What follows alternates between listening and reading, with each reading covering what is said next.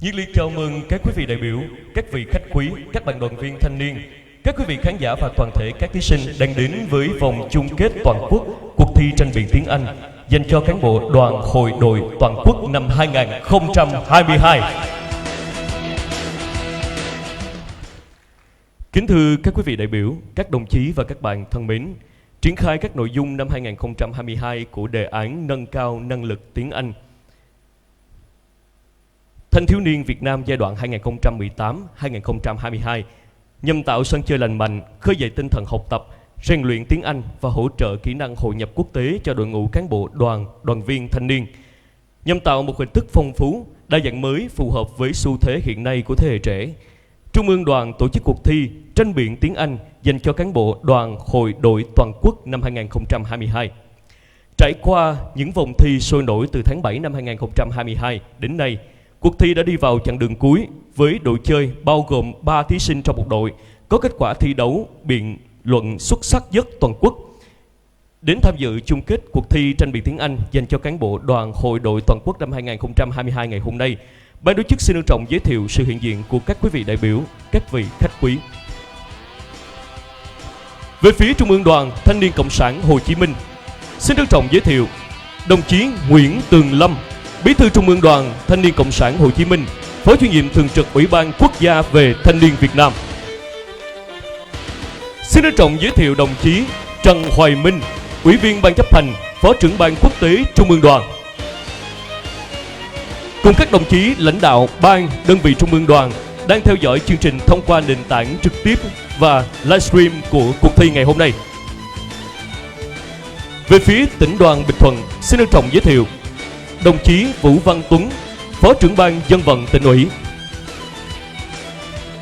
Xin trân trọng giới thiệu đồng chí Trương Minh Quang, Bí thư tỉnh đoàn Bình Thuận. Xin trân trọng giới thiệu đồng chí Trần Thị Hòa Xuân, Phó Bí thư tỉnh đoàn, Chủ tịch Hội đồng đội tỉnh Bình Thuận. Cùng các đồng chí lãnh đạo đại diện Ban Dân vận, Ban tuyên giáo, Sở Giáo dục và Đào tạo, Sở Nội vụ, Ban giám hiệu Trường Trung học phổ thông chuyên Trần Hưng Đạo.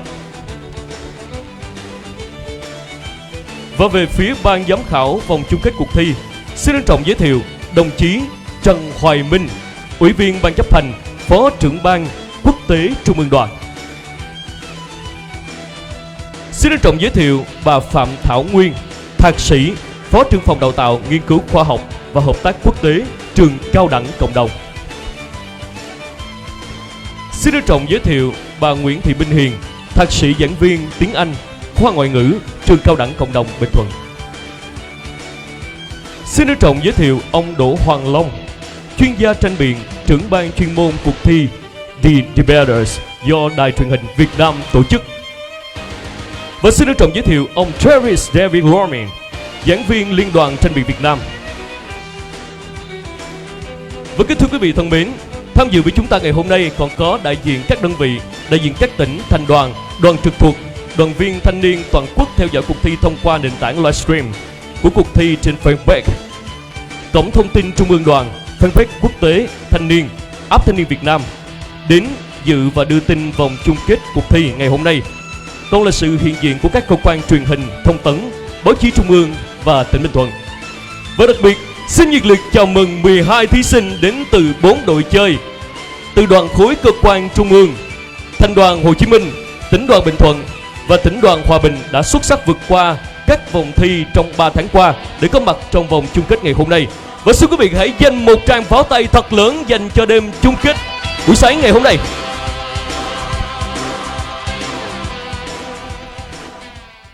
Kính thưa quý vị đại biểu, các quý vị khách quý cùng toàn thể các bạn đoàn viên thân mến, tiếp theo chương trình ngày hôm nay, ban tổ chức xin trân trọng kính mời lên sân khấu đồng chí Nguyễn Tường Lâm, Bí thư Trung ương Đoàn Thanh niên Cộng sản Hồ Chí Minh, Phó chủ nhiệm thường trực Ủy ban Quốc gia về Thanh niên Việt Nam, trưởng ban tổ chức cuộc thi sẽ lên phát biểu khai mạc vòng chung kết ngày hôm nay.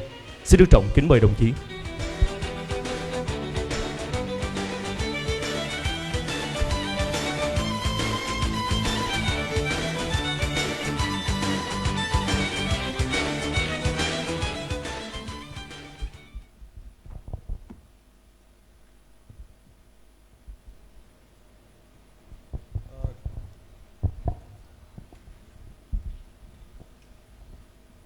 Kính Kính thưa các quý vị đại biểu khách quý, thưa các bạn đoàn viên thanh niên, thưa toàn thể các bạn thí sinh thân mến. Hôm nay tại thành phố Phan Thiết, tỉnh Bình Thuận, Trung ương Đoàn Thanh niên Cộng sản Hồ Chí Minh tổ chức vòng chung kết cuộc thi tranh biện tiếng Anh dành cho cán bộ đoàn, hội, đội toàn quốc năm 2022. Lời đầu tiên thay mặt cho Ban Bí thư Trung đoàn, tôi nhiệt liệt chào mừng các đồng chí, các quý vị đại biểu khách quý, các bạn đoàn viên thanh niên đã tham dự vòng chung kết cuộc thi ngày hôm nay, và đặc biệt nồng nhiệt chào đón chúc mừng 4 đội thi rất xuất sắc chúng ta đã có mặt ở trong vòng chung kết ngày hôm nay, đã vượt qua các thí sinh của hơn 50 tỉnh, thành đoàn và đoàn trực thuộc và nhiều trận tranh biện trong suốt 3 tháng vừa qua để đến với vòng chung kết cuộc thi ngày hôm nay. Thưa các quý vị đại biểu khách quý, thưa toàn thể các bạn đoàn viên thanh niên thân mến, tiếng Anh là một phương tiện không thể thiếu để thanh niên Việt Nam tiếp thu các tiến bộ khoa học, kỹ thuật và tri thức toàn cầu. Tiếng Anh không chỉ là một ngôn ngữ mà ngày càng thể hiện rõ vai trò của mình với tư cách là một phương tiện giúp cho thanh niên, trong đó là thanh niên Việt Nam, kết nối xuyên biên giới, tận dụng những thành tựu của nhân loại và tự tạo ra những cơ hội mới để phát triển bản thân cũng như đóng góp cho sự phát triển của xã hội và đất nước. Thực hiện nghị quyết Đại hội Đoàn toàn quốc lần thứ 11, nhiệm kỳ 2017-2022,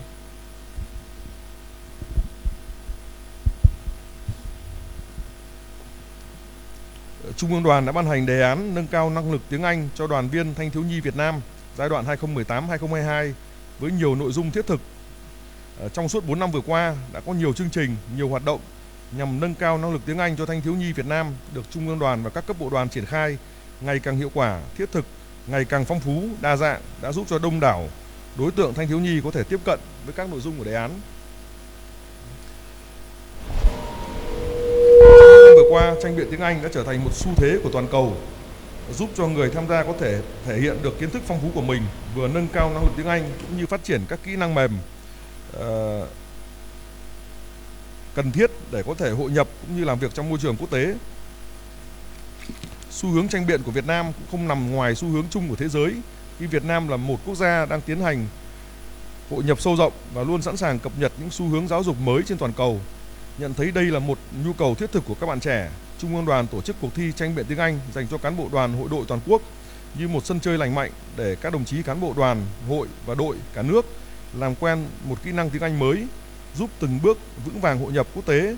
Và chúng tôi cũng tin tưởng rằng mỗi thí sinh, các bạn đoàn viên thanh niên tham dự cái cuộc ngày hôm nay, dù đang công tác trong bất cứ lĩnh vực nào, khi tham gia cuộc thi đều gặt hái được những lợi ích thiết thực cho bản thân, đồng thời là một nhân tố giúp lan tỏa phong trào học tập tiếng Anh và nâng cao năng lực tiếng Anh cho các bạn trẻ trong cả nước. Kính thưa các quý vị đại biểu khách quý và các bạn đoàn viên thanh niên thân mến, năm 2022 là năm cuối cùng của Trung ương Đoàn triển khai đề án nâng cao năng lực tiếng Anh cho thanh thiếu niên Việt Nam giai đoạn 2018-2022. Và trong 5 năm vừa qua, chúng tôi cũng rất vui mừng khi thấy hàng triệu bạn thanh thiếu nhi cả nước đã được tiếp cận các hoạt động của đề án với chất lượng năm sau cao hơn năm trước. Nếu như đầu nhiệm kỳ, chúng ta mong muốn là trong 5 năm có 5 triệu bạn đoàn viên thanh niên có thể tiếp cận các hoạt động của đề án, thì tính đến thời điểm này đã có hơn 10 triệu lượt để tham gia, gấp đôi so với cả mục tiêu chúng ta đã đề ra khi mà xây dựng đề án. Điều này cho thấy nhu cầu, mong muốn được tham gia các hoạt động nâng cao năng lực ngoại ngữ tiếng Anh của thanh thiếu niên Việt Nam là rất lớn. Đây là một thách thức cũng như cơ hội cho thanh thiếu niên Việt Nam trong bối cảnh hội nhập quốc tế sâu rộng.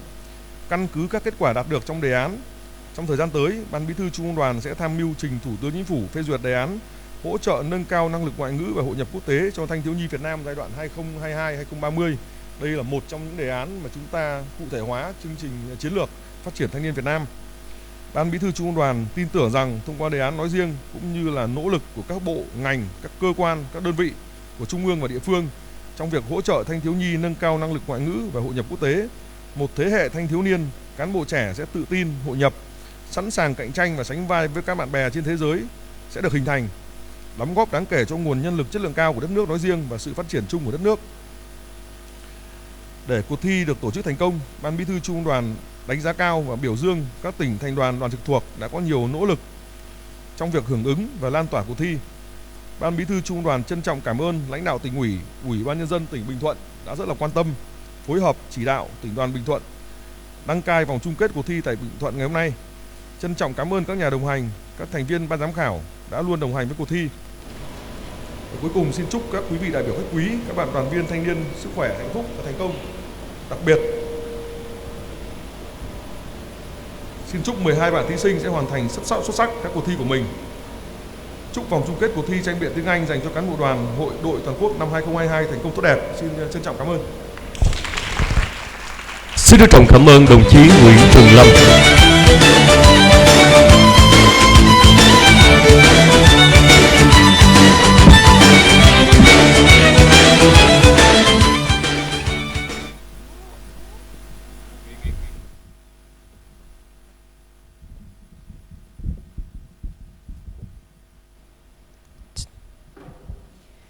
Kính thưa các quý vị đại biểu và toàn thể các bạn đoàn viên thanh niên thân mến, trong suốt 3 tháng triển khai cuộc thi, để cuộc thi có thể diễn ra thành công với sự tham gia của các tỉnh, thành đoàn, đoàn trực thuộc, không thể không kể đến sự đóng góp to lớn của các nhà đồng hành, nhà tài trợ. Và sau đây, ban tổ chức trân trọng kính mời lên sân khấu các đơn vị đồng hành và tài trợ nhận bó hoa tươi thắm từ ban tổ chức chương trình. Và xin trân trọng kính mời lên sân khấu ông Travis David Lorme, đại diện ban lãnh đạo Liên đoàn Tranh biện Việt Nam. Xin trân trọng kính mời lên sân khấu đồng chí Trương Minh Quang, bí thư tỉnh đoàn Bình Thuận. Và kính thưa quý vị thân mến, để cuộc thi có thể diễn ra công bằng chính xác, ban tổ chức trân trọng cảm ơn ban giám khảo đã đồng hành cùng cuộc thi. Xin được trân trọng giới thiệu và kính mời lên sân khấu ban giám khảo chung kết cuộc thi tranh biện tiếng Anh dành cho cán bộ đoàn hội đội toàn quốc năm 2022. Xin trân trọng kính mời lên sân khấu đồng chí Trần Hoài Minh, ủy viên ban chấp hành, phó trưởng ban quốc tế Trung ương đoàn. Xin trân trọng kính mời lên sân khấu bà Phạm Thảo Nguyên, thạc sĩ, phó trưởng phòng đào tạo, nghiên cứu khoa học và hợp tác quốc tế, trường cao đẳng cộng đồng. Xin trân trọng kính mời lên sân khấu bà Nguyễn Thị Minh Hiền, thạc sĩ, giảng viên tiếng Anh khoa ngoại ngữ, trường cao đẳng cộng đồng Bình Thuận. Xin trân trọng kính mời lên sân khấu ông Đỗ Hoàng Long, chuyên gia tranh biện, trưởng ban chuyên môn của cuộc thi The Debaters do Đài truyền hình Việt Nam tổ chức. Và xin trân trọng kính mời đồng chí Nguyễn Tường Lâm, bí thư Trung ương Đoàn Thanh niên Cộng sản Hồ Chí Minh, phó chủ nhiệm thường trực Ban Quốc gia về Thanh niên Việt Nam, trưởng ban tổ chức cuộc thi sẽ lên sân khấu trao tặng hoa cho nhà đồng hành, nhà tài trợ và ban giám khảo ngày hôm nay.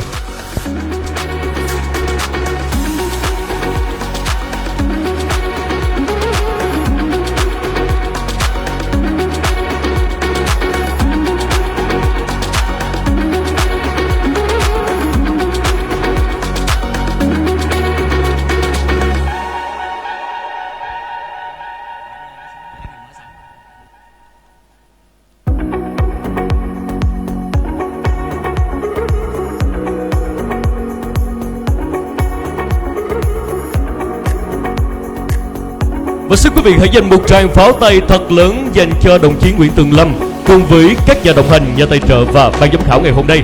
Một lần nữa xin cảm ơn đồng chí Nguyễn Tường Lâm và các nhà tài trợ, nhà đồng hành và ban giám khảo ngày hôm nay.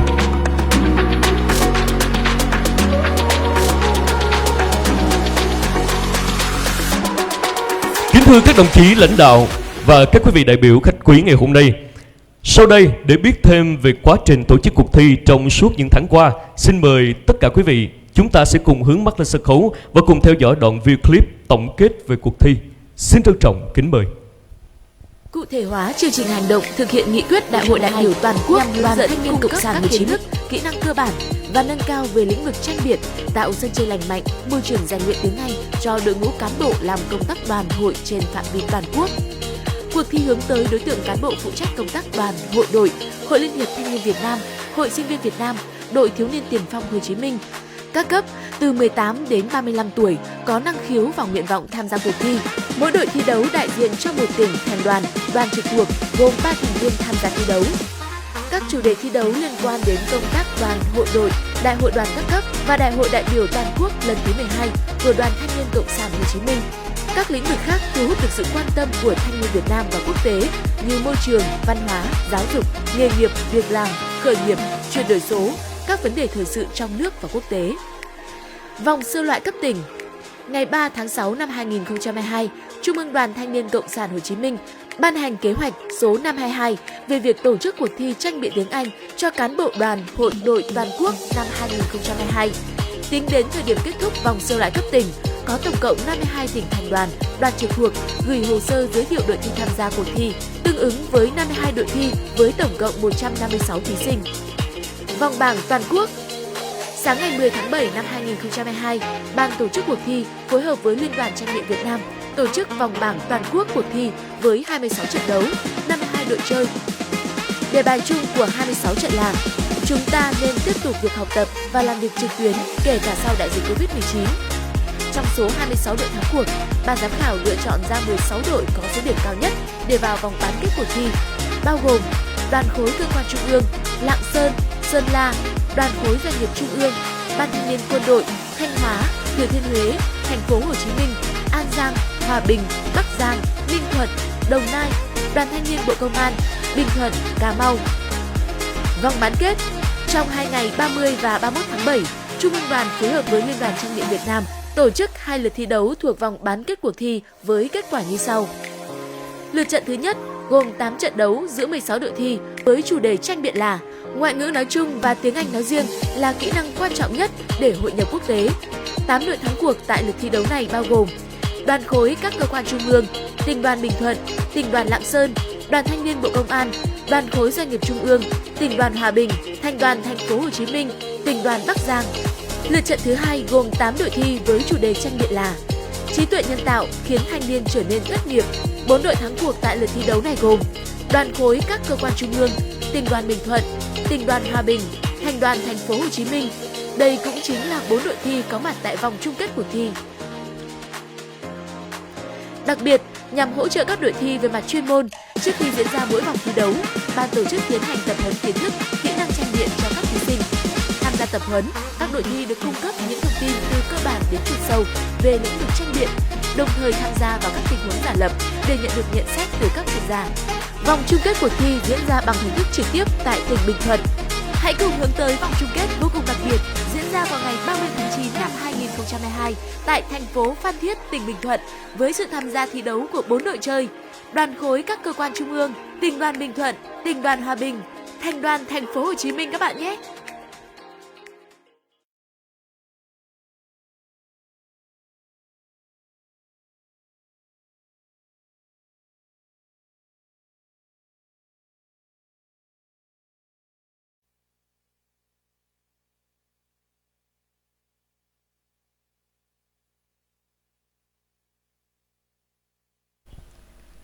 Kính thưa quý vị thân mến, vừa rồi tất cả quý vị đã xem phần quá trình của cuộc thi và hẳn rất tò mò và chiêm ngưỡng 4 đội chơi xuất sắc nhất của chúng ta ngày hôm nay, phải không ạ? Và ngay bây giờ, không để tất cả quý vị chờ lâu, xin mời tất cả quý vị chúng ta hãy dành một tràng pháo tay thật lớn để nhiệt liệt chào mừng và mời 4 đội sẽ bước ra sân khấu ngày hôm nay. Đội đầu tiên, đội DAV đến từ đoàn khối các cơ quan trung ương bao gồm các thí sinh Nguyễn Khánh Linh, Ngô Minh Kiên và Đàm Minh Khôi. Đội tiếp theo là đội Spartacles đến từ Thành đoàn Thành phố Hồ Chí Minh bao gồm các thí sinh Thái Nguyễn Đăng Khoa, Võ Ngọc Tường Đoan và Nguyễn Thị Bình. Đội tiếp theo, đội DACE đến từ tỉnh đoàn Hòa Bình bao gồm các thí sinh Đào Nhật Đức, Bùi Mai Phương và Đỗ Ngọc Huyền.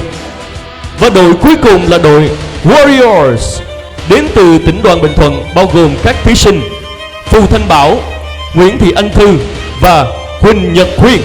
Và một lần nữa xin mời tất cả quý vị chúng ta hãy dành một tràng pháo tay thật lớn để chúc mừng 4 đội của chúng ta đã xuất sắc bước vào vòng chung kết ngày hôm nay của cuộc thi tranh biện tiếng Anh cho cán bộ đoàn hội đội toàn quốc năm 2022. Và ngay bây giờ xin mời 4 đội chúng ta sẽ về vị trí cánh gà để chuẩn bị cho lượt thi của mình. Và kính thưa quý vị thân mến, để hiểu rõ về cách thức thi vòng chung kết ngày hôm nay, xin kính mời tất cả quý vị chúng ta một lần nữa hãy cùng hướng mắt lên sân khấu để cùng theo dõi đoạn video clip thể lệ chương trình của vòng chung kết cuộc thi tranh biện tiếng Anh cho cán bộ đoàn hội đội toàn quốc năm 2022. Xin trân trọng kính mời. Thể lệ vòng chung kết cuộc thi tranh biện tiếng Anh dành cho cán bộ đoàn hội đội toàn quốc năm 2022 như sau. Về hình thức và chủ đề tranh biện, vòng chung kết bao gồm 2 lượt trận. Lượt thi đấu thứ nhất, 4 đội chơi xuất sắc lọt vào vòng chung kết được chia làm 2 cặp. Cặp thi đấu 1, chủ đề tranh biện số 1, thanh niên nên lựa chọn làm việc cho các cơ quan nhà nước sau khi tốt nghiệp đại học. Cặp thi đấu 2, chủ đề tranh biện số 2. Ngoại ngữ là phương tiện quan trọng nhất giúp thanh niên Việt Nam hội nhập quốc tế sâu rộng. Và bước vào 2 trận đấu trực tiếp, 2 đội chiến thắng sẽ bước tiếp vào lượt thi đấu thứ 2, 2 đội thua sẽ đồng giải ba. Lượt thi đấu thứ 2, 2 đội thắng cuộc ở lượt thi đấu thứ nhất sẽ bước vào lượt thi đấu thứ 2 để tranh giải nhất nhì với chủ đề nâng cao năng lực chuyển đổi số là cơ hội duy nhất để thanh niên có thể tăng cơ hội tìm kiếm nghề nghiệp việc làm. Cơ cấu giải thưởng vòng chung kết như sau. Một giải nhất dành cho đội chơi gồm 3 thí sinh, 15 triệu đồng tiền mặt, quà tặng bằng khen của ban chấp hành Trung ương Đoàn và một chuyến đi nước ngoài theo chương trình giao lưu thanh niên quốc tế của Trung ương Đoàn. Một giải nhì dành cho đội chơi gồm 3 thí sinh, 9 triệu đồng tiền mặt, quà tặng bằng khen của ban chấp hành Trung ương Đoàn và một chuyến đi nước ngoài theo chương trình giao lưu thanh niên quốc tế của Trung ương Đoàn.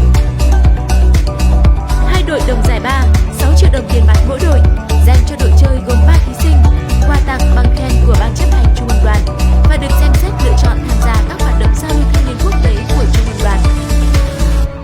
Chúc các đội hoàn thành tốt phần thi của mình.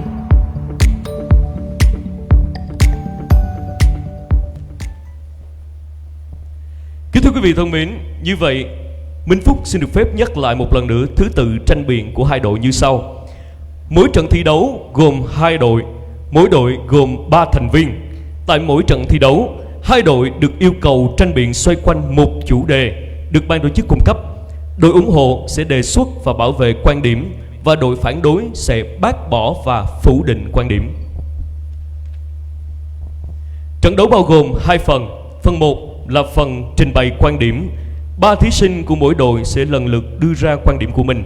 Mỗi lượt sẽ gồm 5 phút trình bày. Tổng cộng sẽ có 6 lượt trình bày đến từ 2 đội chơi. Phần 2 là phần phản hồi.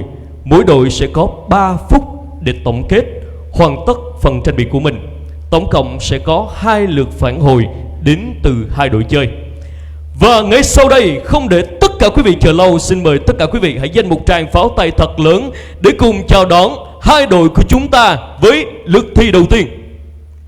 Đội TAV đến từ đoàn khối các cơ quan trung ương và đội Smarticals đến từ thành đoàn thành phố Hồ Chí Minh.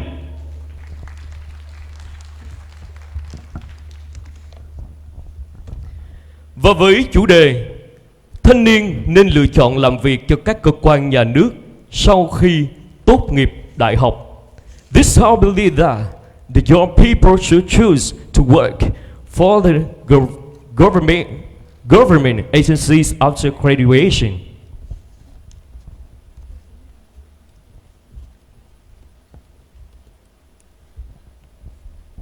Và trong đó, theo bốc thăm, thì đội TAV sẽ tranh biện theo quan điểm ủng hộ affirmative và đội Smarticals sẽ tranh biện theo quan điểm phản đối negative. Và ngay bây giờ, tất cả hai đội chúng ta đã sẵn sàng chưa ạ? Có thể cho thấy cánh tay của hai đội chúng ta đưa thật cao tay để khẳng định sẵn sàng ạ? Và một tràng pháo tay thật lớn dành cho hai đội của chúng ta. Và phần ủng hộ của đội 1 xin được phép bắt đầu.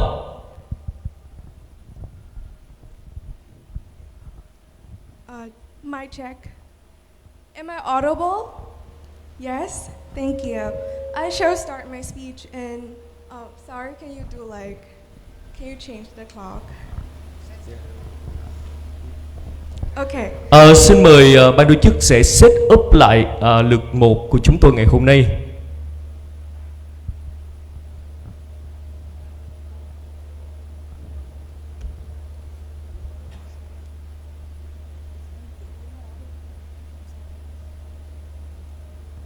Và bạn đã sẵn sàng chưa ạ? Xin mời tất cả quý vị chúng ta hãy dành một tràng pháo tay thật lớn để ủng hộ cho tinh thần của bạn. Với phần ủng hộ về quan điểm trên. Good morning, honorable judges and distinguished guests. As a third-year student at Diplomatic Academy of Vietnam, I am honored to represent Vietnamese youth voice on the matter of choosing future jobs.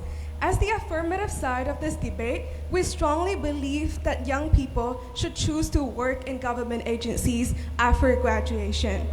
Before getting into our arguments, I would first provide some important characterization of main stakeholders in this debate.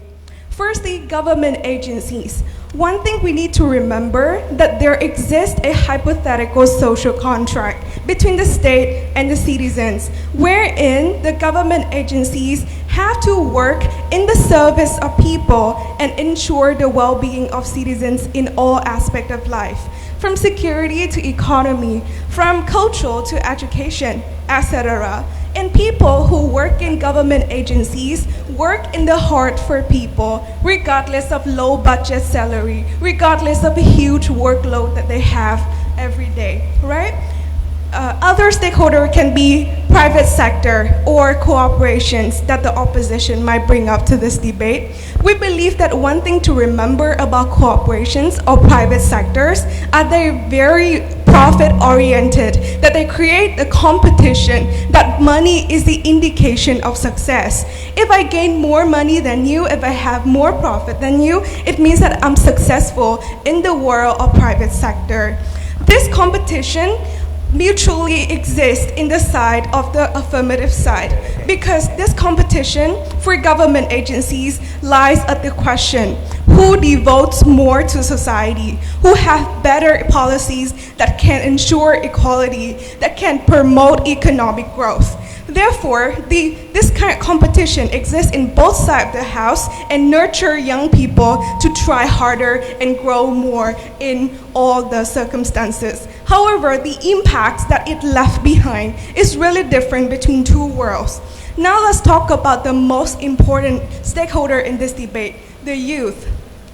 As young people, I can say that we are living in an interconnected world, and we are more tech savvy because we are faster in updating trends and knowledge from the world, because we have more resources and access. That's why we are more aware of problems on international level that can only be solved by government agencies. For example, climate change. For example, security, pandemic, etc. Why? Two main basic reasons. Firstly, cooperations, even multinational cooperations, do not have incentive or the will to care about these type of problems. And second, only the government have the resources to solve these problems. Therefore, we believe that the impact on our side is really exclusive. But lastly, because of the hierarchy organizational structure of cooperations, young people do not have much voices to change or make impact unless that impact create profit directly to corporations. But in other hand, for government agencies, young people can have a voice in saying better the policies, because they have gone through a very complicated process of recruiting young people into these governments. And these are rules that are established to protect them. Now, getting into our arguments, I would first analyze why young people have the responsibility and choose to work for government agencies. For opposition, their burden of proof is not only to prove that cooperations are very beneficial, but they have to prove why working for government agencies is so harmful that we do not take that choice. For outside, we believe that we are not born into a closed doors. We are born into the resources, born into the security that have given to us by government, right? So we have the responsibility to pay back, or we have the intrinsic value of loving and caring about other people in society as a solidary obligation. That's why we have to devote to them by any means whatsoever. Most importantly, as I mentioned before, young people nowadays have to face many problems on international level that they can only solve when they enter the government agencies, right? So basically what the young people can serve to the system is how they're going to open more opportunities and competition in general, because we are proud to represent government agencies in international level. So Lượt proud to 1 propose. cho đội ủng hộ kết thúc. Cảm ơn bạn rất nhiều và một tràng pháo tay thật lớn dành cho lượt 1. Và bây giờ chúng ta sẽ cùng đến với lượt 2 sẽ phản đối quan điểm trên. Xin mời đội phản đối. Thank you very much for your speech. I really appreciate your point of view. However, we strongly disagree the way how your team expanding the definition of government agency. Because government agency are in fact organizations responsible for the oversight and administration of specific functions for the government machinery. So Vietnam, an example, only have 18 ministries, 4 equivalent agency, and 9 units under governments that can be referred to government agency. This proves that government agency is not as broad as you define. So employment opportunity in government agency are highly limited and not inclusive for a variety of young people. As you said, is an important stakeholder in this debate. So we have 2 main reasons here for believing that working for government agency after graduation is not necessarily the best and the most appropriate choice for young people in terms of personal-wise and economics-wise. One, for personal-wise aspect, young people with different interests and aspirations could not be entirely satisfied by government agency. And second of all, for the economic-wise, we have to acknowledge that the organization outside of the government is playing important roles in Vietnam economy. So the youth should consider working for these firms as a great opportunity for themselves and also for the development of the country.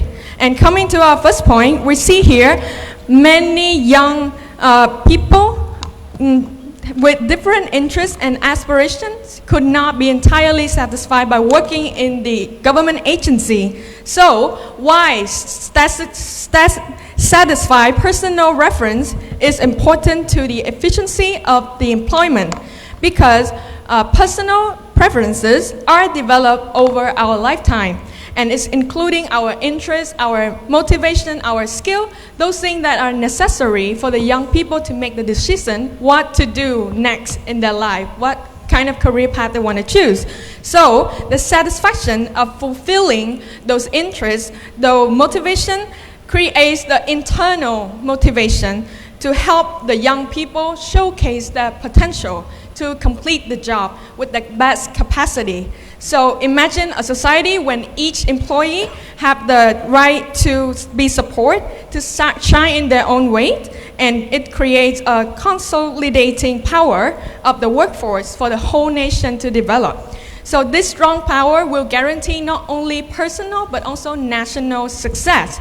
So as we mentioned before, government agencies are highly limited to some particular fields regarding administration function. So this is impossible for many career paths to emerge to government agency. For example, young people who are interested in art, creative jobs, or they want to pursue new trendy work such as KOL or like KOC, or be content creator on YouTube, TikTok, or they want to start up their own business, go on Shark Tank. So those are just a few of many career paths that we believe young people nowadays find it really interesting, because they have the chance to express themselves freely and do not be restrained by any kind of set of rules, which in case government agency administrative activity must be based on fundamental rules. So saying working for government agency fits for young people needs after graduation is truly an overgeneralization kind of statement. So for us, young people, we need to have the support to love what we do in order to do it best. So young people should actively build their power to make decisions where they want to work according to their personal preferences, and should not choose to work for a government agency just by the sake of working in a government agency. This is our first point for believing that working for government agency after graduation is not necessarily the best and the most appropriate choice for young people in terms of personal-wise. Our second point is going to be for the economics-wise, because Vietnam economy right now, it considered a really young and multinational kind of economy. So organization outside of our government play important roles too. And our team will present that next in our next turn. Thank you. Đã hết giờ dành cho lượt 2 của chúng ta ngày hôm nay, dành cho đội phản đối. Còn ngay bây giờ chúng ta sẽ cùng trở lại với đội ủng hộ và 5 phút dành cho đội ủng hộ xin được phép bắt đầu. Okay, right. So I'll just start my speech immediately. So just quick line rebuttals to the up bench, right? I think that exactly because of the inaccessibility and the static agencies that opposition mentions, we need a breath of fresh air, right? We need a more updated and more efficient system. We believe young people carry out that work perfectly. We do not say that on their side of the house, like these like private firms are completely harmful, right? This is a debate about comparative. You give money to one person, you make them live for one more month, but you provide them with a job and they can live for like more years onwards, right? It's about the scale of impact. And as Heinling mentioned, right? On our side of the house, we believe we reach more widespread impact because we deal with global problems with international cooperation. That is the mechanism proposition wants to bring forward today, right? She mentioned to you about the responsibility about international level cooperation and global issues. I'll be talking to you about why on the practical ground, we achieve more efficiency and more productivity. First of all, know for the fact that young people wants to be noticed, right? We want to be mentioned as those having like 20 or 30 million VND per month income just when we're a sophomore or third year student. We care about legacy. We care about what other people think about us. And in this world, it's materialized by money just because the competition in private firms is happening. We believe on our side of the house, when these like government agencies applications become more widespread and more accessible to students, what would actually help happen? One, we believe that this like sense of like directly helping improve our own society, having this more recognition in society is what people want, right? So the only thing stopping me from working for the Ministry of Foreign Affairs is because I know that there's a low income there, right? That's that I choose to work for private companies, for education companies. But for example, when income is increased, or I can be recognized as one of these future diplomats, I have much more motivation to go there, simply because I want to create my own legacy. I want people to know about me as a good diplomat, right? This goes with the sense of recognition of patriotism, of historically driven throughout the Vietnamese blood. That is what we believe would make young people want to work for these government agencies. This directly engaged with opposition's idea about how young people just want to show off themselves by working for corporate and private firms, right? But secondly, how is efficiency actually boosted on our side of the house? Because one, know for the fact that young people are capable of bringing in their modern expertise, they're more like tech savvy, bringing this updated technology to help improve productivity and improve the work rate. On our side of the house, we no longer have this kind of static system, and we actually improve the work efficiency of the 18 ministries they mention on opposition, right? We have a more modern, updated system with digitalization that is exclusively accessible only if you have young people working in the government agencies, right? But lastly, just to talk about society quickly, right? We believe that all of you here have just been to school, like high school, secondary school, and universities, and we have all once wished that we have a more computers to work on, like with online courses, or just a more updated curriculum, simply because our textbooks are a bit old and those kind of things, right? All these new changes are only possible if we bring in young people to government agencies, and only if young people choose to work for government agencies. Right? For example, like all universities will have a new curriculum, and like these new laws and regulations. For example, just recently we released a survey about same-sex marriages in Vietnam. We believe those updated and liberal ideas are actually what we wanted in the system, right? The opposition side will actually fill this debate due to two main reasons. One, they tell you that young people want to work for private companies. Sure, we don't deny that. We're only saying that as a matter of fact and of the moral responsibility of the social contract that Heinrich mentioned, right? You should choose to work for government agencies because you can create a more change on societal level and on the national level, right? National cooperation is much more increased when we lower the generation gap in the system, when this like young experienced senior can actually have conversation and work with young individuals to help improve the regulations, improve the system on our side of the house, right? It's actually improved when this generation gap is decreased and we have a much more efficiency, a much more like modern system, and everyone can actually benefit from that, right? That system would create many more individual young talents, which they can have much more like a much brighter future. They can go and create their own legacy and come back and help the country. Vietnam, in that context and in that actual world building, would actually be much more a country desired to live in, because we have the system that care about young people, care about their voices, because they have more political representation, they have more spaces to speak up their minds. For all those reasons, proud to be proposition. Lượt 3 dành cho đội ủng hộ đã hết.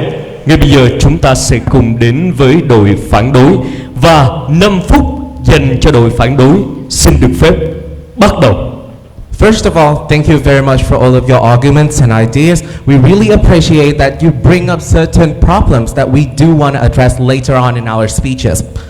First of all, we want to go shortly into some rebuttals for the proposition team. One, you talk about government agencies providing young people with chances to shine, to be noticed. But the question is, whether these government agencies provide enough vacancies for every single young people to achieve what they want in their life, what they value and what they look for in life. The thing is, with 18 ministries, with 9 units under the government and 4 equivalent agencies under the government, are there enough vacancies for young people? Going back to responsibility, we do know that, and we deeply think that young people have the responsibilities to work for the government, to contribute to the country, to bring our country to greater powers. That is what we are all aspiring to do. But the thing is, we don't only work for the country when we work for government organizations or government agencies. We work for the country wherever we are. We are students, we work for the country, we are learning, we are studying for the future of the country. We are workers of business, of private firms. We also work for the country. We contribute to the economy of the country. So those are the points that we want to rebut. Now, this leads to our second idea, economy. The economy of Vietnam. Right now, Vietnam's economy relies very heavily on non-governmental organizations and enterprises. Young people should definitely consider working for these firms in an effort to help develop the country, which is to say, to pay back for the country, as what you've mentioned earlier in your speeches. Okay, going into the detail. Since 1986, Vietnam has developed itself as a market economy. From the Doi Moi period, the period for renovation and changes, we have changed into market economy in which every part, every particle of society, everyone in society needs to contribute to our country, to the economy, to make our country work, to make it a working, a functioning market. So this leads to the emergence of non-governmental organizations and enterprises, such as businesses, both private businesses and public businesses, non-profit organizations, multinational organizations, and all of those organizations, all of those firms are not considered government agencies. And the thing is, we need a workforce for those firms as well. We do not want every single youth to think that they should work for government agency. They should work only with policy, with administration. We want them to work for the country. And by that, we mean they're contributing every single part of themselves, what they have in their lives, what they have learned, what they have gathered throughout the years to contribute to country, doing what they do best, what they are passionate about. That is our first point. So, continuing with what we are saying, those non-government agencies contribute greatly to economy. For example, the private sector. You mentioned the private sector. The private sector actually constitutes for 43% of Vietnam's GDP, according to World Bank in 2020. Yeah, that is a fact. Where would these contributions be if not many young people think of working in these firms? Okay, going to our next point. The international sector. So international funds, international investment is also really important for the development of a country. And right now, according to investment law, international investment could not be put into government agencies. And the reason why international investors look for Vietnam is that we have a young workforce. We have a workforce that are empathic, that are talented, that are hardworking, and that are willing to work. The thing is, the young workforce now that attracts international investors are now being forced and thinking that they should work for government agencies. So is that a problem? It is indeed. So once again, we do not say that young people should not work for government agency. We do not say that. We want to restate once again. We do not say they should not work for the government agencies. What we are saying is that young people should have the chances to choose what they're working in, to choose their firms, to choose their future, and that is gonna be what contributes to their personal development and the national development in the whole scale. Once again, saying that young people should work for government agency is an overgeneralization. Thank you. Và lượt 4 đã kết thúc. Và xin quý vị hãy dành một tràng pháo tay thật lớn hơn nữa dành cho hai đội của chúng ta. Dù 4 lượt đầu tiên cực kỳ cân tài cân sức ngày hôm nay. Ngay bây giờ chúng ta sẽ cùng đến với lượt 5 dành cho đội ủng hộ. Xin mời đội ủng hộ. 5 phút xin được phép bắt đầu.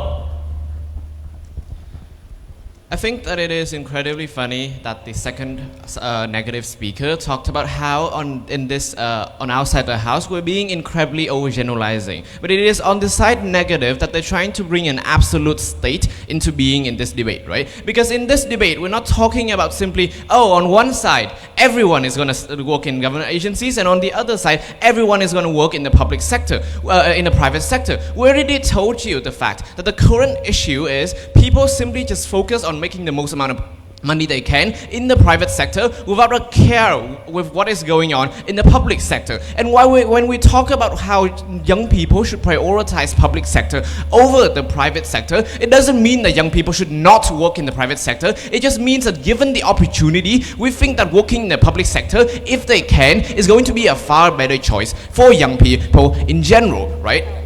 Heading into the main clashes and the main issues of this debate today, we have two main issues, right? Number one, regarding personal benefits for young people. Number two, regarding the social benefits for all of society, right? But firstly, let me just address a small point regarding the vacancies of government agencies, right? I'm sorry, but government agencies don't just limit themselves to ministries, right? You have the boards of special economic regions. You have people who are civil servants who don't directly work for ministries, but still work for your local governments. Right? There are a lot of available government jobs that on side negative they fail to address on our best grounds in this debate today. But number two, regarding the point about monetary compensations for the people, right? We would like to tell you the fact that even though on average, right, government salaries may be lower than private salaries, but you get two things that you don't get when you work in the private sector. Number one is the stability. Sure, the private sector is very much willing to fire you whenever there's an economic crisis, or to fire you whenever they can find another person to replace you. And to a public agency, your experience is going to be indispensable, because the longer you work there, your experience simply cannot be replaced by another newer young people who head into the agency. For this reason, I believe that considering the fact that in the current status quo, young people are struggling to find jobs that even just match their interests. When you see like English majors having to go out and work as like teachers instead of working as translators or for something, or for example doctors who graduated as doctors but cannot find a vacancy in a hospital. We believe that the ability for them to get simply just stability is incredibly important in this debate today. But number two, regarding self-achievements, right?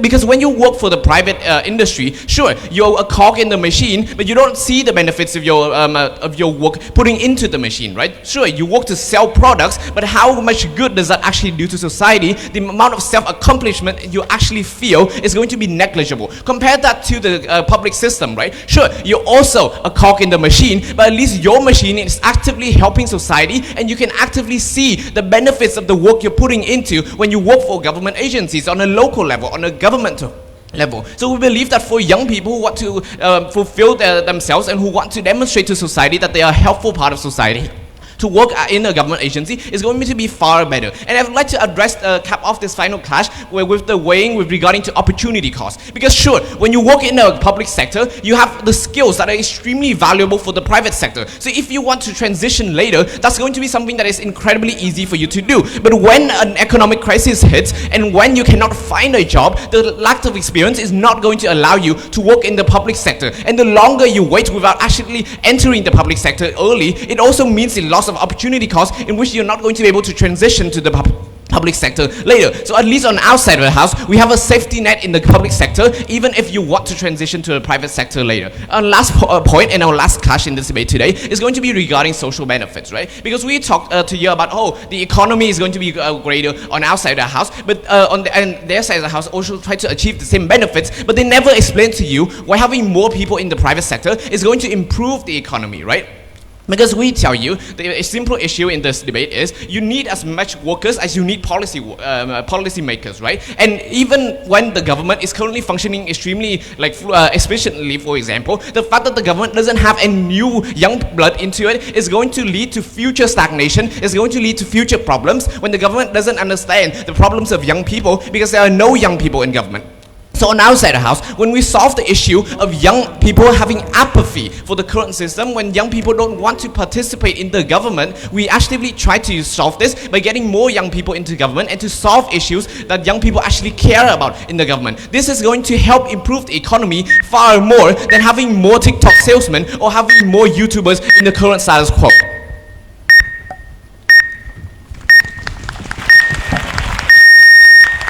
Lượt dành cho đội ủng hộ đã hết. Ngay bây giờ chúng ta sẽ cùng đến với đội phản đối. 5 phút xin được phép bắt đầu. So first of all, I want to thank you and good morning the honorable judges, distinguished guests and the opposing team, and thank you for all of your arguments. Then, however, with all of your perspectives that you already state, I want to restate our point of view. We not mention about the youth should not work for the government agency. We want to mention that on the workforce of the youth should consider working in both fields. And in this case at hand, I want to oppose to on 3 main points of your ideas. Firstly, about the policy maker. You mentioned that the youth should enter the ministry, the government agency to become a policy maker. That's not true. First of all, now the Congress opened the meeting yearly for the citizen itself to get the opinion of them, to get into the law-making field. First of all. Second of all, with the policy maker, yes, you lay up the rule, the regulation, but who will initiate it? If the youth just enter the agency, who will initiate it? The second point I want to mention is about the social contract between the agency, the government, and the citizen. We do believe that working in the government will have you to get a better chance to get access to the regulation itself and improve the well-being of the citizen. However, if you work in other field like working as a KOL, a KOC, as my team had already mentioned, you can still spread out this perspective. For example, it's about the environment protection. When you work at a KOL, you can make a video on it, spread out to the other youth, and make them believe that they have the responsibility to do that. And on terms of the accessibility that the youth can have throughout the media, you can easily get access to them. Next one is about the market-orientated, profit-orientated that the corporate have themselves. I do not agree on this because at the moment in the public sector or even in the private sector, we do have the corporation paying attention to the other matters of the world integration. For example, the solar energy, clean energy. In Vietnam, we have many factories focusing on that, and if the youth work for that, we are contributing to the society itself, to the community itself. So it's not to mention only on the profit side. And the second is about the competitiveness. Competitiveness is the urge for people to grow. If you want to deny that, that's not a part of you here. And the last one I want to mention is about the stability. You mentioned that if you work for the government agency, you gain the profit of being stable, of getting promoted. However, I do remember the first one in your team mentioned that regardless of the money. But first of all, salary is the first thing to sell when it comes to employment. It is undisputed. That is the first point. And when it comes to the working for the local or the government, you have to be obey with the rule of law on public employee, which means that you have to have the payroll of minimum regional scale for salary, which means that you can easily get the high income, first of all. And second, you have to obey the set of rules regarding the law on public employee. Not to mention, if you work for the other organization or corporate, you have to obey the labor code of Vietnam, which means we have different regulation here and there. And the last one, you mentioned that if you work for the economic itself, it's when it's coming to the enterprise, it's a state-owned enterprise, and if you want to receive more investment from the foreigner to come to our country to contribute to our economy itself, you have to work for the enterprise, the other enterprise, because according to Vietnamese law, for foreigner, especially foreign investor, they have to obey the rule with the ratio and the percentage if they want to contribute to a state-owned enterprise. So in this case at hand, we want to remind one more time that personal-wise, we should be suitable with what we want to do. It's not a matter of where you work, it's a matter of where your heart is. Where is your heart lay on the nation itself, you can contribute to the nation itself. And second of all, economic-wise, we can still contribute to our nation if we do really want to know that. As a youth myself, I want to contribute to the country. I will enter where I can make the best of my policy, my potential to be in that case at hand. So that is the end of my rebuttal and the final of our team. Thank you, the honorable judges and distinguished guests.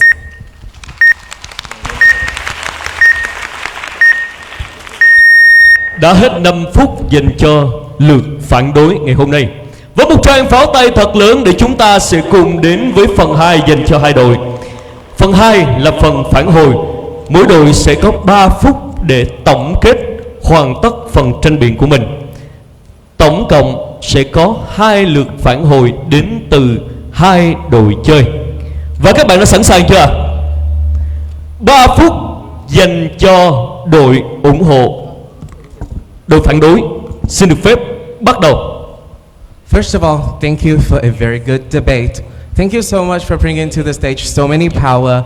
We are so honored to be working with your team today on the stage. Once again, thank you. Thank you, honorable judges, for paying very close attention to us. Okay, so I want to first of all sum up what we said in our speech, what we have proven, what we have done, what we have said to all audience in our speech. First of all, we think that young people, we do not say that young people should not work for government agencies. What we mean is young people, those who really have passions for working in government agencies, should definitely work for those agencies. But those who do not, those who want to do other things, want to pursue other things in their lives, they can definitely do what they want. Second of all, we talk about economy. The other team talk a lot about contributing, about paying back to the country, about responsibilities. And what we want to bring to light is that we do not have to make policy, we do not have to work for administration in order to contribute, in order to be a person that helps our country grow. We can do whatever we love, but do it to the best of our abilities, and as long as it's ethical and it brings good values, then it is already a huge contribution. So right now, I would like to get closer to the audience. This is not just a message that is not just a debate between two teams. This is a message that we, as Smarticals from Ho Chi Minh City, want to bring to every audience. As a young person myself, and as someone who also participates in different fields, who also aspire to work in government agencies, I do believe that working in government agency has its great sides. We always have different things we value in our lives. And the thing is, not every one of us want to work in government agencies. How many of you guys down here think that in your future you would work in government agencies? I'd say half and half. Some people are not really determined yet, but some may be very sure that they want to work for themselves, they want to be creative, they want to be freelance worker, they want to work for businesses, they want to work for their family. So, all in all, what we are trying to get across with our entire speech is that saying young people should work for government agencies is really an overgeneralization, and it makes young people feel like they are compelled to work for government agencies for the sake of solely working for the government agencies, then the heart are not really there. So once again, the message to everyone is, work where you are. All you have to do is be passionate, be ethical, and bring good values to society. Once again, thank you. 3 phút dành cho đội phản đối đã hết. Ngay bây giờ chúng ta sẽ cùng đến với đội ủng hộ. Và 3 phút xin được phép bắt đầu. First of all, also thank you to the opposition team for a wonderful debate. Thank you everyone here for paying attention. Just a quick question. We're all students here, right? Anyone have heard this statement that you should go study abroad? You should go to America and United Kingdom, you get their knowledge and you come back and help the country. By saying that people should go study abroad doesn't mean practically everyone have the financial capacity to go study abroad, right? That is exactly the problem of the opposition case. When they say that there's not enough vacancies in government agencies, we believe that is not the reason for young people not to consider it. The third speaker of opposition side just literally threw the debate away for this side when they say that on opposition, they don't want to tell people not to work for government, but just like, yeah, choose, like consider private sectors or beside considering government agencies. Their side do not work, simply because in our status quo, young people do not care about government agencies. They just think that they want to make money. They go into like internship job in private firms when they're a sophomore or third year student, and they continue that road upward, right? They don't consider working for the public sector. They don't consider working for the government. That problem is uniquely solved on our side of the house for 2 main reasons. One, we would tell them that young people should work for government agencies because they create a much more societal impacted change. We believe that young people now have the motivation to engage in this type of work, right? We believe that as like a student of Diplomatic Academy Vietnam, I have the motivation to work for the Ministry of Foreign Affairs exactly because of that image of a future diplomat I can do to work for my country, right? Just a quick point, they talk about free trade agreements and how economics are important. Like, come on, like the first requirement for a country to join a free trade agreement is a security, right? A healthy system, a stable system that ensures safetyness for citizens. Vietnam engaged in a lot of free trade agreements, not because we have the most efficient economy, not because we have the fastest growing one, but because we have the best security, we have good citizens, we have a good functioning operation of government, right? On our side of the house, we improve that system by including young people into these government agencies. How is that exclusively better? Because one, know for the fact that corporate and private sector have the system that based on profit, right? That's to say, if you're not in line with the scheme, and do not agree with the model of the company, you do not agree with the advertising and marketing and the production, for example, you're easily fired by your boss. Government agencies is actually the body that is capable to cater to different ideologies and different ideas of interest. On our side of the house, we lower the generational gap, i.e. that your grandparents or your parents will listen to you more. Seniors in the system will listen to young people more. We can speak up our minds, we can create more influence in the system, and exactly that system would bring Vietnam the growth and the economic improvement of free trade agreements they mentioned on their side of the house. Proud to propose.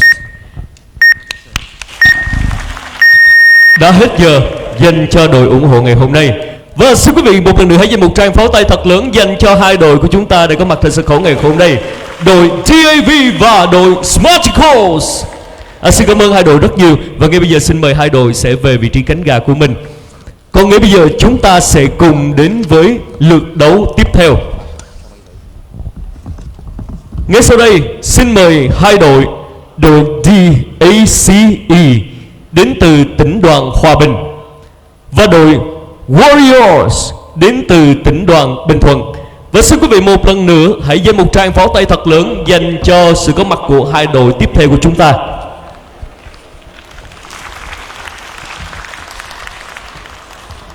Và đội Warriors sẽ là đội ủng hộ và đội Negative là đội phản đối, đúng không ạ? Ngược lại, xin mời các bạn đổi vị trí cho nhau ạ.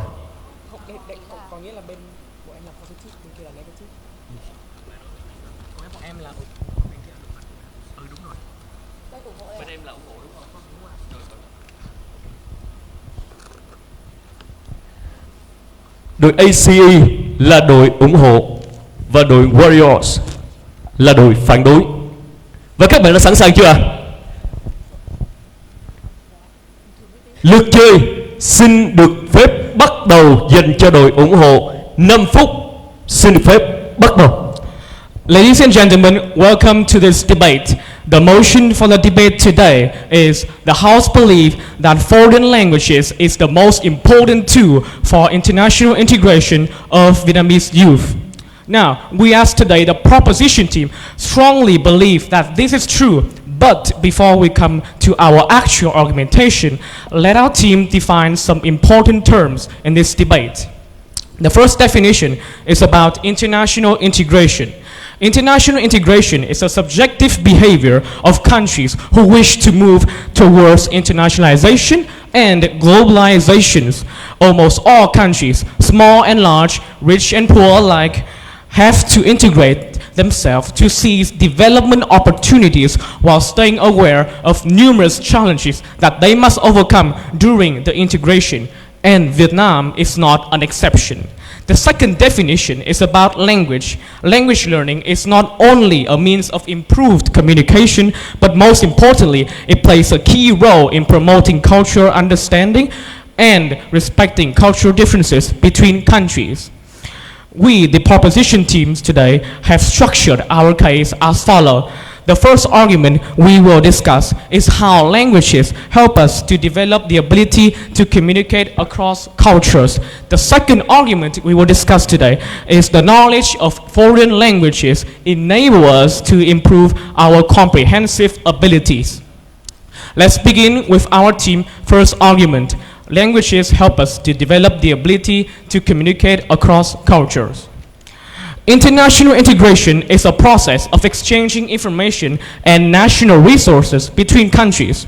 So, the lack of integration is a real problem for most countries, and more often than not, this is due to language barrier. People outside of the community ended up being isolated, hanging out with only people within the communities where the language is spoken. So, learning a second language opens up new opportunities to be a part of the community with different culture and learn more about the world around us. Let me give you some examples. About 35% of world's mail, telexes, and cables are in English. Approximately 40% of the world's radio programs are in English, and English is the most dominant language on the internet. This is a reason why we have to accept the reality that the dominance of the English language facilitates uniformity of the world. Being able to speak foreign languages, especially English, will make the borders of different countries irrelevant, and therefore the world will become an inseparable entity. In addition, foreign languages allow younger generations to have better opportunities in seeking academic programs and jobs in foreign countries, and therefore take one step closer in international integrations. Students who know at least one foreign language will have a higher chance of being accepted into foreign universities and colleges. Nowadays, academic institutions in foreign languages and university in Vietnam have given priority to students who have their certificates foreign language, such as IELTS, TOEFL, SAT, and more. And as more business leaders and corporations reach out to global markets and audience, the importance of knowing another language comes in handy for graduates who is seeking for a job. And right now, many multinational companies use English as their common corporate language. And let me give you another example. Rakuten, Japan's largest online marketplace, only uses English to communicate both externally and internally, even though they're based in Japan and its workforce is predominantly Japanese. This makes sense because the same thing has been also found in international business meetings, determining English as the obvious language choice for business negotiations and meeting conferences. And with globalization going in full swing, there is a good chance you will be working with people whose their first language is not English, and maybe even it's not your own language as well. And being able to communicate in other languages will make you much more valuable to an employer, and having that competitive edge on your resume is without doubt an eye catcher. And ladies and gentlemen, this is our team's first argument about how languages help us to communicate across cultures. Thank you.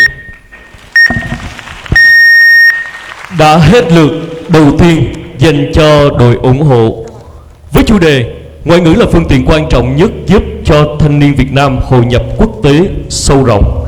This help believe that foreign languages are the most important tool for the international integration of Vietnamese youth. Và lượt 2 dành cho đội phản đối. 5 phút bắt đầu. Hi, I am the first speaker of the team. And first, some rebuttals. You have provided no mechanism to ensure that every Vietnamese youth can fully command a particular foreign language. Therefore, misunderstanding could totally happen. People employ foreign language to effectively communicate with the foreigners, but if not meticulously managed, misunderstandings may happen, which goes against the purpose of learning languages. I partly agree with the framing made by the proposition team, but I would like to add a little bit more. For one to really and accurately express themselves in a foreign language requires painstaking and enduring efforts, since it is radically new from their mother tongue. Language is not the foremost factor conducive to globalization, and prioritizing it will be counterproductive. We aim for sustainable integration, which is the fact that for integration to happen, one must not let themselves assimilate, but instead maintain their values and unique identity. The team whose work is more conducive to the integration of Vietnamese youth and able to maintain its values will be the winner in this debate. And we are here to prove that self-identity is a crucial tool for Vietnamese youth to integrate internationally. Actually, we have 3 claims for this debate, and one of them will be analyzed in my speech. Our first claim is that self-identity would be an irreplaceable factor for sustainable international integration. What is self-identity? Self-identity is a stable and coherent perception of oneself, a crucial element to help people know who they are and what they want. It also makes people resistant to assimilation and brainwashing from the other cultures. Since people with self-identity have already had a strong awareness of themselves. So, without self-identity, language is just a means to brainwash and turn humans into mindless citizens. Some example, after the 1986, Vietnamese government fostered the process of globalization, so there was an influx of overseas students and immigrants from Vietnam immigrate to the US. It was inevitable that they had to use English frequently to seek career opportunities and wholly adapt themselves to the US culture and environment. And in the meantime, they had been gradually assimilated into the US culture due to the lack of self-identity and the enduring exposure with the local language. But when the youth is equipped with a strong awareness of self-identity, what would happen? They will not only easily be assimilated, but also make unique contribution to that international entity. Some young people have decided to introduce our classic Vietnamese food in such a global arena, such as phở, bánh mì, or spring roll. To bring the first claim to the next level, I would elaborate on the impact of the far-reaching implication of prioritizing language over self-identity in its detriment to integration. What is that? People are more and more easily assimilated and would ignore their original cultural identity. If such a trend persists, many more unpopular cultures face this extinction. Some evidence the fate of a language or even culture can be changed in a single generation if it is no longer be used or be learned by the children. This has been true for some Aryan communities in Vietnam whose traditional language is warned by the UNESCO for being in the verge of extinction. This totally goes against the fundamental of great unity and sustainable integration, and also diminish the value of integration. Sustainable integration means connecting people of different culture, but not eradicating them. But even if everyone is assimilated into one large homogeneous entity, the world will sorely be lacking in the different perspective and the cultural diversity. Our system of argument will be further elaborated by our second speaker, more than proud to oppose.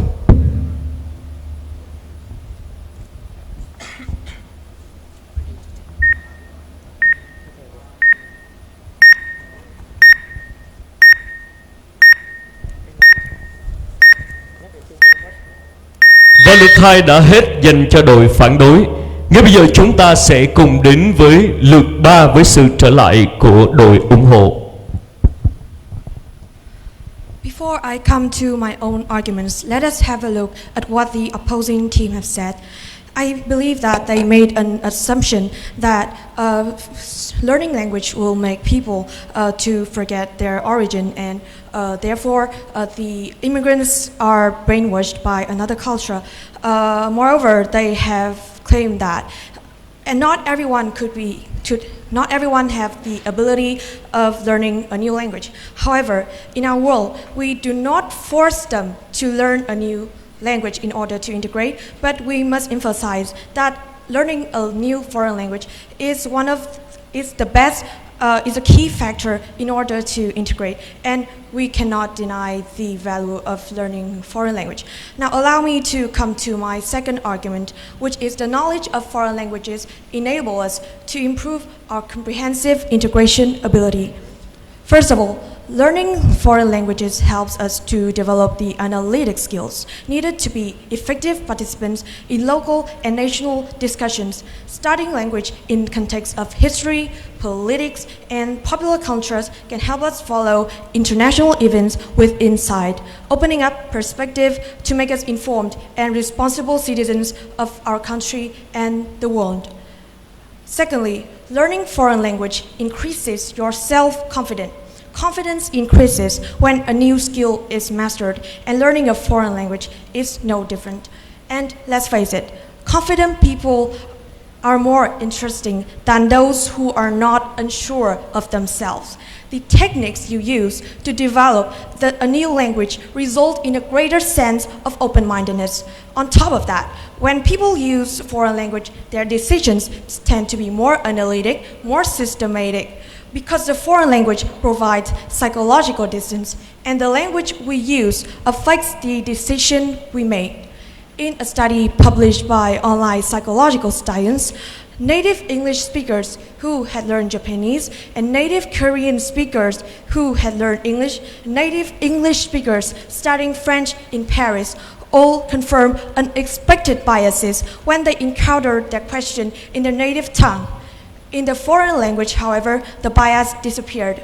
Another study by George Mason University in the USA indicated that students who had a bilingual education and speak multiple languages had greater achievements compared to their monolingual peers. And we believe that the mentioned skills are also very important for young people in order to integrate with the countries in which their residence wisdom is advanced. To conclude, learning a foreign language and soaking up entirely new culture and worldview is the surest way to become a global citizen who is open-minded, understanding, and tolerant, and this is priceless. Once you are aware of the fact that we are all conscious beings and we are all products of our environments, you can recognize the cultural base for your attitudes and behavior. Seeing the world, and you are ready to consider others in a more favorable light. Seeing the world from a different perspective and understanding where you and others come from is a fantastic and eye-opening experience. And these are our second arguments, which prove that learning a new language will help people to develop their comprehensive skills. This follows the first argument, which is that languages helps us develop the ability to communicate across the cultures. And that is our second speech. Thank you for listening.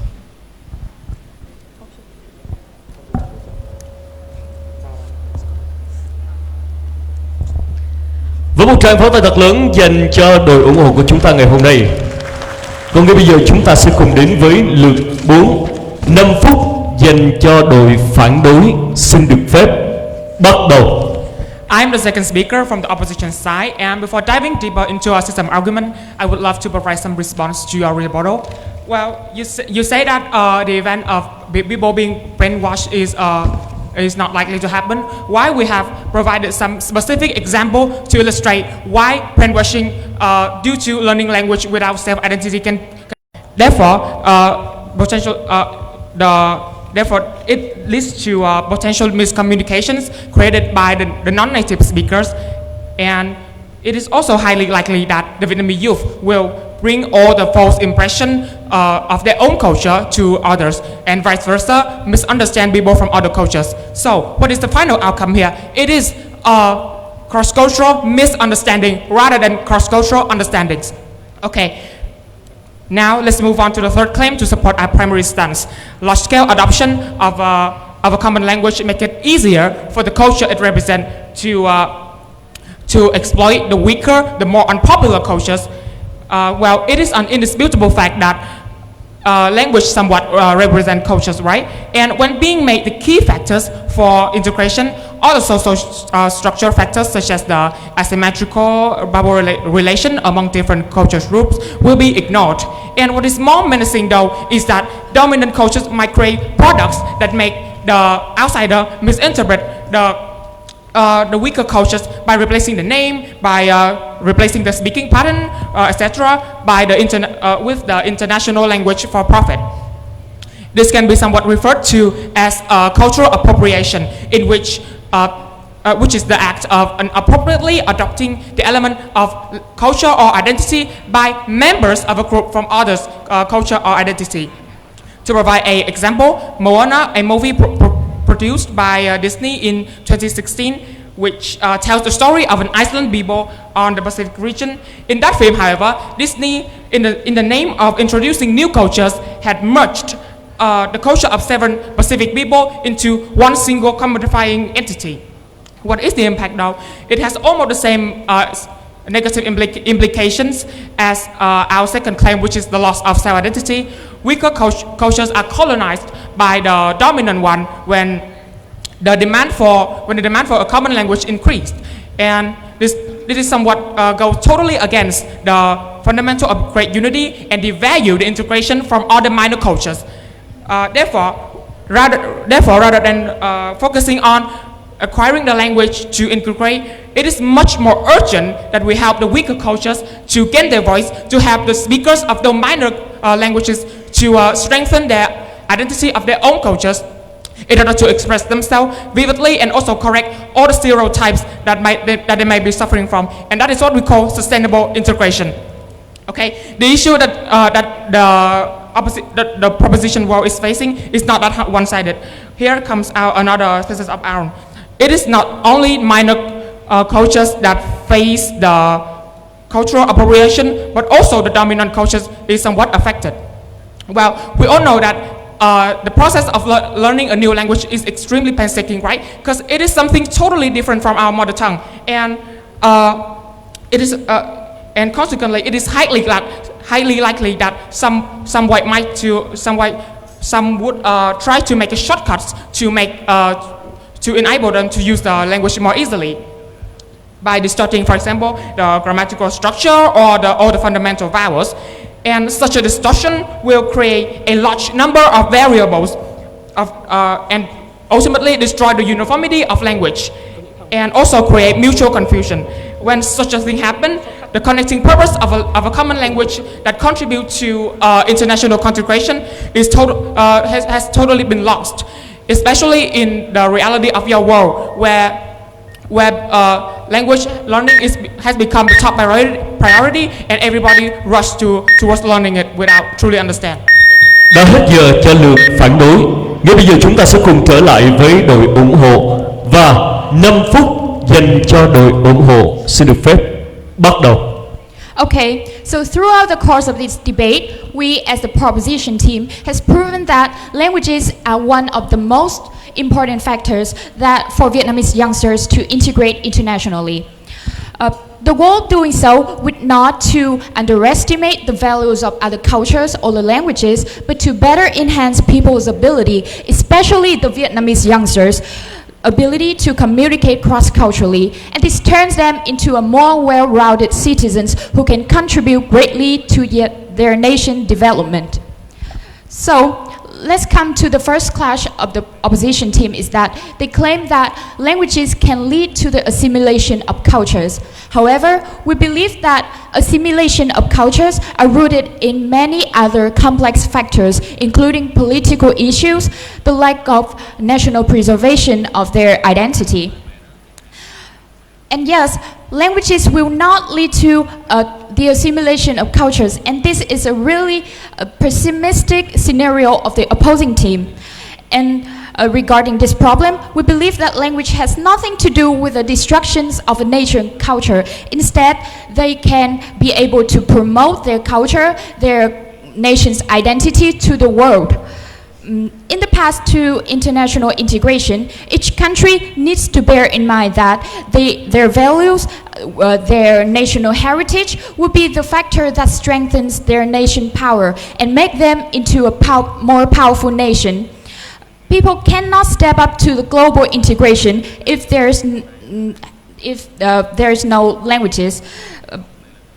That is to say, with the younger generations, they need to integrate internationally to broaden their horizons. They need languages to help them with that. How can you be sure that to acquire a new language, to acquire foreign culture, you need to sit together. Each nation needs to sit together. They need to discuss. They need to analyze the problems and to able to bring out the most possible plans or the legislation that could benefit all the parties involved. So, how can you do that? You can use AI translator. You can use interpreter. However, they are not 100% right and correct and be able to express all of our thoughts or our feelings.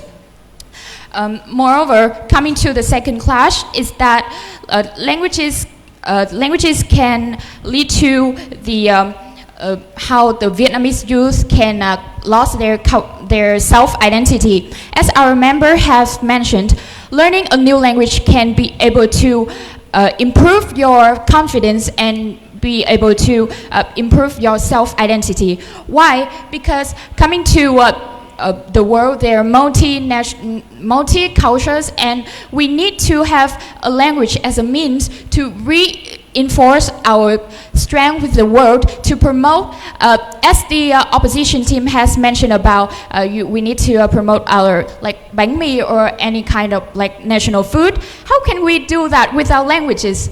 The Vietnamese youth, they are skillful, they have talents, and without language, we do not have any means or any method to unite all of that factors and to prove with the world how Vietnamese youngsters can do. So that the generation needs to have, they are responsible for figure out the national issue.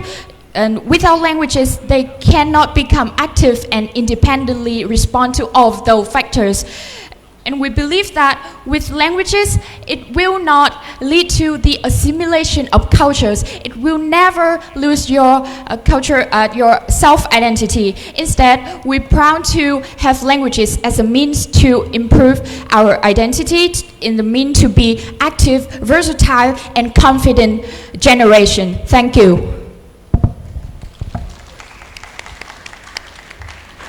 Và lượt ủng hộ đã hết. Ngay bây giờ chúng ta sẽ cùng đến với lượt phản đối. 5 phút bắt đầu. Ladies and gentlemen, the proposition team has come here today to support their own stances on the claim that are given, but I believe that what they are proving in the beginning is already off topic, because they have claimed that they are trying to prove that language is one of the most important factors, but the claim that they have to prove that language is the top priority, and I think they have failed to convince us with a system of arguments. So here are some rebuttals. First of all, on the other side of the house, they have mentioned that learning a new language can increase cross-cultural understanding. However, we have already provided various analysis to indicate that this is unlikely to be the case. Why? Because in our speech, our second speaker has provided an inevitable outcome in your word, which is misunderstanding the undertone, the implications, meaning in the cultures they are exploring. So to make it more specific, non-native English speaker can approach the more obvious sides of English culture through greetings, through thanks like thank you, thanks a lot, thank you very much. But do they really know the implied meanings under those words? You know, the British generally love sarcasm, and this is a part of their culture. So when they say thanks a lot instead of thank you very much, it means that more often than not, they mean it in a more sarcastic and insincere ways. So what I want to say is to learn about one's culture, it is more crucial to do research about the culture itself through methods like reading readable newspaper, either in the native language or in their own language that has been professionally translated. And also, you mentioned that the second speaker of your team has mentioned that you don't force one to study language in your world, but I think this argument is irrelevant. Why? Because in our world, we never say that we discourage people from learning foreign language. We admit the importance of learning language. It's just not the top priority. Our top priority is self-identity. And you failed to mention our stakeholder, the Vietnamese youngster. What are the traits of the Vietnamese youngster? They are dynamic, they are open-minded, they are eager to approach to more things. And this can be a good thing, I admit, but they are also impressionable. And when they are exposed to new things, they are easily to be, assimilated. The risk of assimilation is still there. You cannot just dismiss it by your own subjective opinion. And also, in terms of our team argument, we have three main claims. The first one is foreign language can be detrimental to one's self-identity and the inestimable consequences of it. The second claim is the weaker cultures can fall victim to the stronger ones. And the third claim is vice versa. First, we want to emphasize self-identity. Admittedly, language is important, yes, but it also acts as a double-edged sword that kills one identity. And we have mentioned in the beginning, integration, not assimilation. Thus, preserving one's individualism should be prioritized instead, not language. I will specify it with an example. According to PPC, ethnic minority children being forced to speak English are facing an identity crisis. Kaliso, a South African girl, used to speak 3 rare dialects. But after being bullied in primary school for not speaking English, she started to immerse herself with the white kids to learn about English. And as a result, she became more fluent and her English is admirable. But what is sad is at the age of 15, when she met her grandmother, she suddenly realized that she could not speak her own native language properly anymore. The impact is that detrimental, and it does happen. Learning from this example, I believe Vietnamese people should approach language with utmost caution and prioritize self-identity. In your world, language is the foremost aspect that is given priority, not self-identity, and this is a part of the implication. About the exploitation of stronger culture towards weaker one, I want to bring forth another example. Chess has always been a famous pastime, but little do people know that it originated in India. Why? Because it's only because when chess arrived in Europe during the late medieval period, the name of the pieces was changed from Indian to English. And chess has become popular since then, and many people nowadays, the Vietnamese included, thought that chess is a British game when in fact it's not. So modern Đã hết giờ dành cho đội phản đối. Một tràng pháo tay thật lớn dành cho phần 1 của hai đội ngày hôm nay. Vâng, ngay bây giờ chúng ta sẽ cùng đến với phần 2 là phần phản hồi. Mỗi đội sẽ có 3 phút để tổng kết, hoàn tất phần tranh biện của mình. Tổng cộng sẽ có 2 lượt phản hồi đến từ hai đội chơi. Ngay bây giờ chúng ta sẽ cùng đến với lượt phản đối. 3 phút bắt đầu.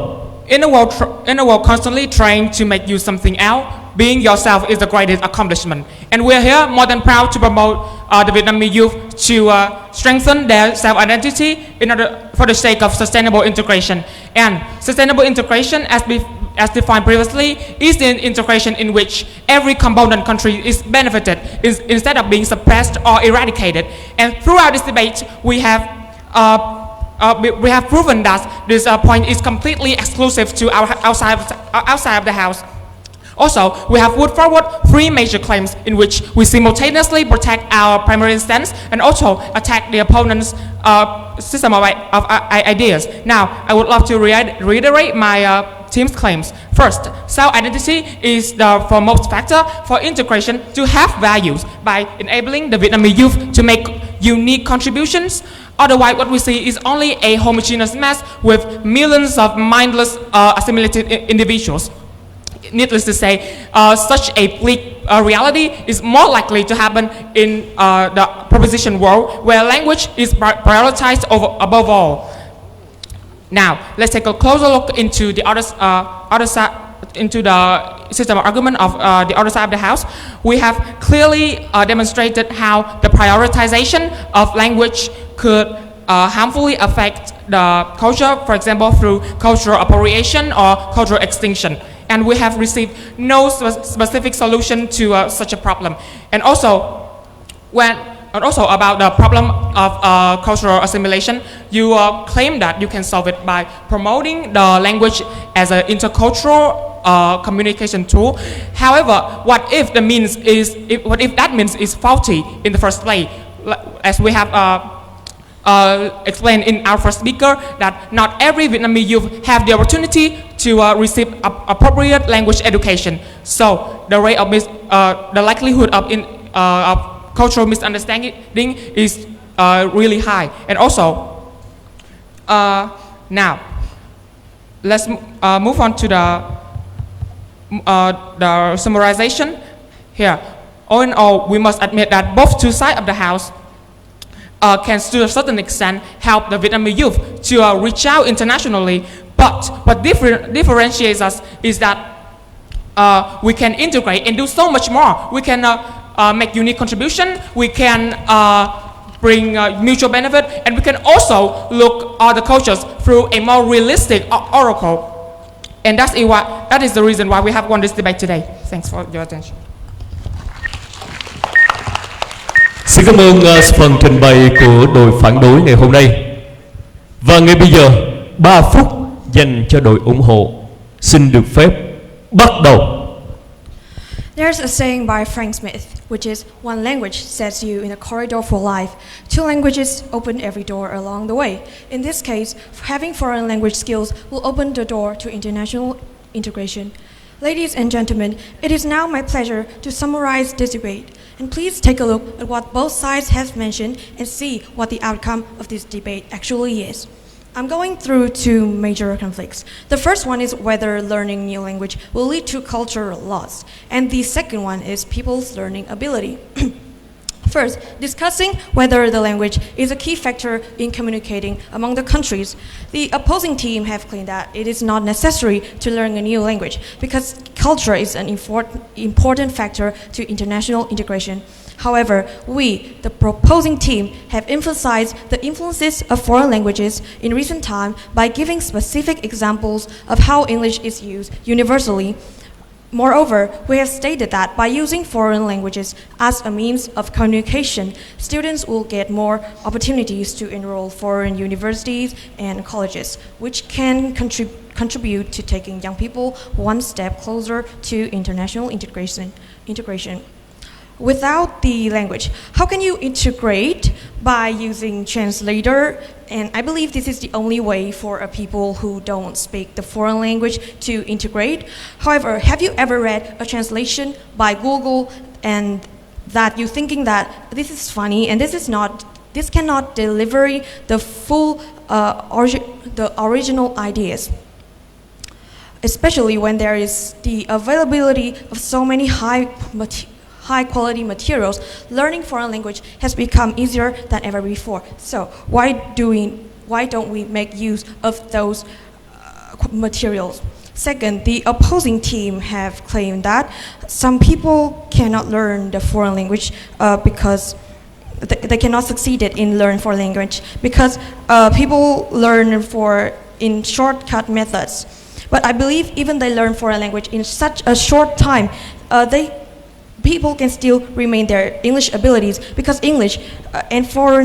foreign language appears and being used in our everyday life, especially in the modern times, so that their English abilities cannot fade away.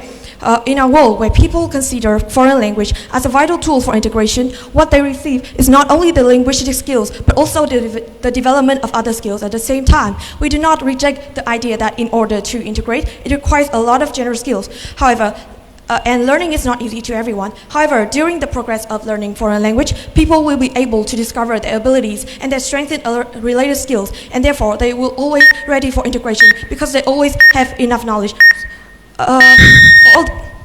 Thank you for listening. Đã hết giờ dành cho đội ủng hộ ngày hôm nay. Và bây giờ xin mời tất cả quý vị chúng ta hãy dành một tràng pháo tay thật lớn dành cho hai đội của chúng ta. Xin cảm ơn tất cả quý vị rất nhiều. Vậy là chúng ta vừa kết thúc hai trận vô cùng sôi nổi và căng thẳng. Ngay bây giờ một lần nữa xin mời bốn đội của chúng ta sẽ cùng tiến lên sân khấu.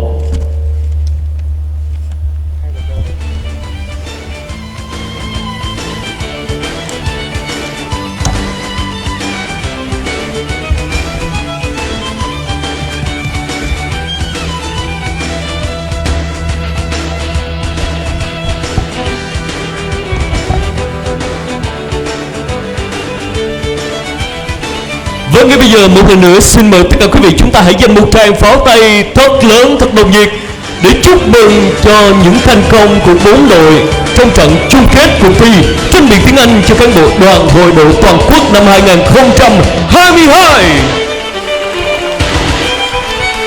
Xin cảm ơn tất cả quý vị rất nhiều. Và sau đây tôi xin phép được mời ban giám khảo có thể đưa ra những ý kiến dành cho hai lượt trận của chúng ta và dành cho các đội.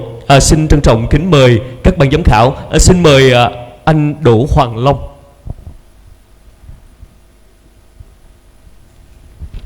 Hi. Okay. So hello everyone. First of all, I'd like to express my gratitude to be here today, and also like a warm greetings to our esteemed guests and an audience and our talented debaters. Okay, so I would like to congratulate everyone for finishing a very amazing final rounds, and I think you guys deserve a round of applause from the audience, right? Can I have a round of applause for our debaters today?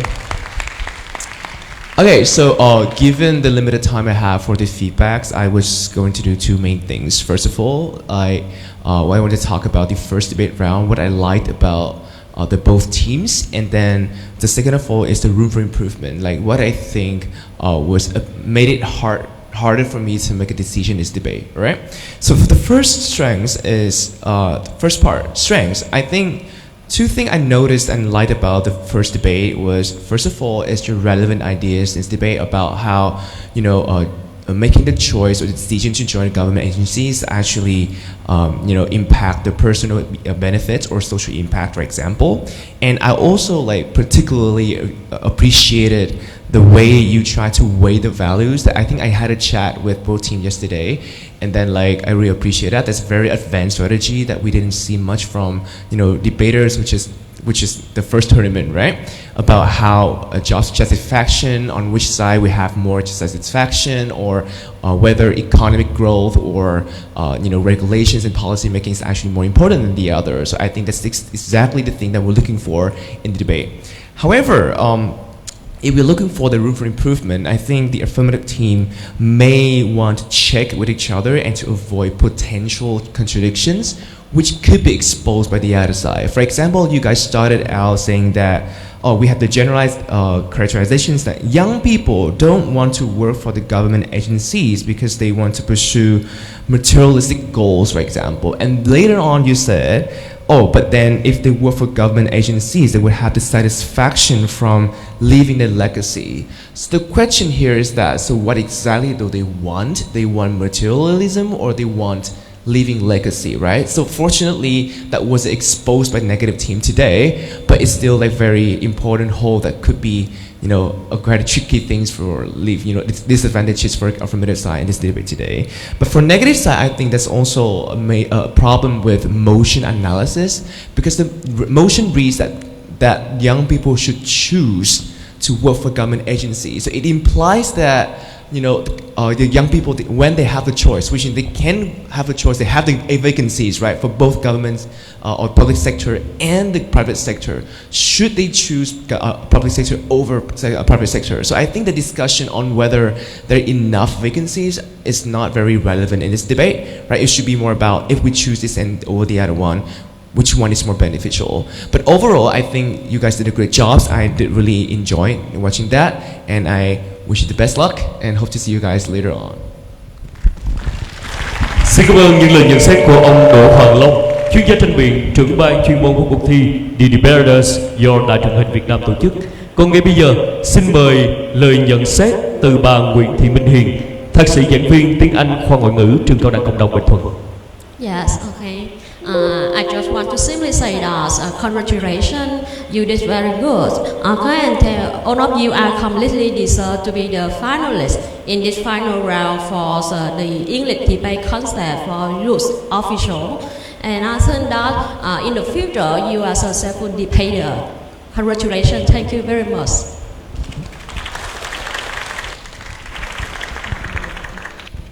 Xin cảm ơn những lời nhận xét từ bà Nguyễn Thị Minh Hiền, thạc sĩ giảng viên tiếng Anh khoa ngoại ngữ trường cao đẳng cộng đồng Bình Thuận.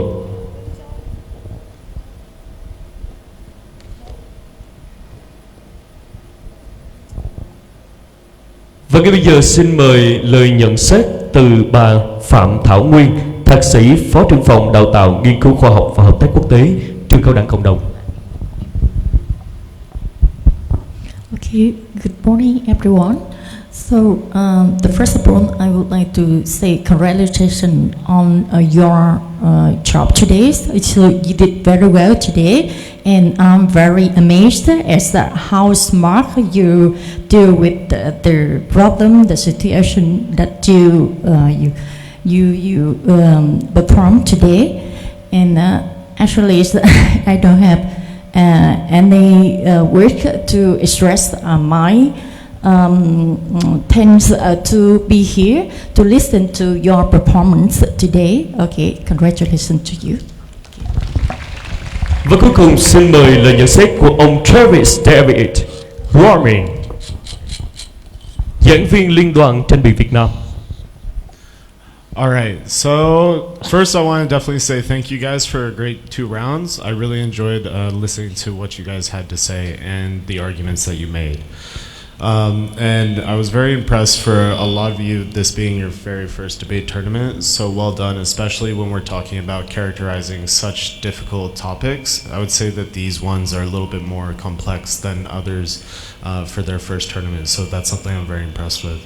And I agree with Mr. Marvin as well, as in terms of when we're presenting, make sure to avoid contradictions in your speeches, and also when we're presenting, I'll move over here a little bit. Okay.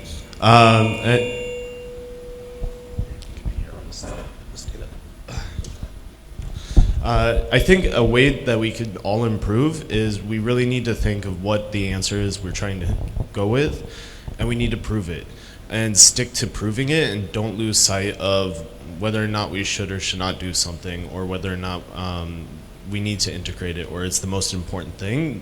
That's the answer that needs to be done by the end of the debate. And I think once you guys do that, that's where you know that you've won it and you've taken it. So just make sure to keep that in mind for the next round, okay? Và một lần nữa xin cảm ơn ông Travis David Roman với phần nhận xét hết sức tuyệt vời ngày hôm nay. Và ngay bây giờ trên tay của Minh Phúc đã có kết quả dành cho các đội đang có mặt trên sân khấu ngày hôm nay trong trận chung kết cuộc thi tranh biện tiếng Anh. Và xin mời đội DACE đến từ tỉnh đoàn Hòa Bình sẽ tiến lên một bước. Và đội Warriors đến từ tỉnh đoàn Bình Thuận sẽ tiến lên một bước. Và xin chúc mừng hai đội đã giành giải 3 đồng hạng với số điểm đội DAs được 78,4 điểm và đội Warriors được 73,8 điểm. Tiếp theo, xin chúc mừng các đội giải nhất và giải nhì.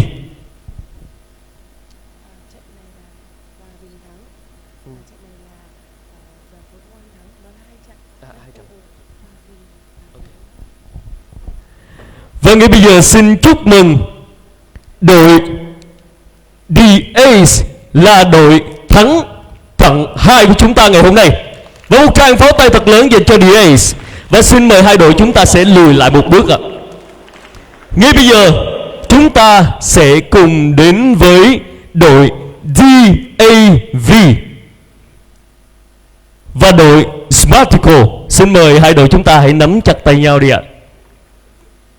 Và đội Smarticles đến từ thành đoàn thành phố Hồ Chí Minh có số điểm là 80,6 điểm.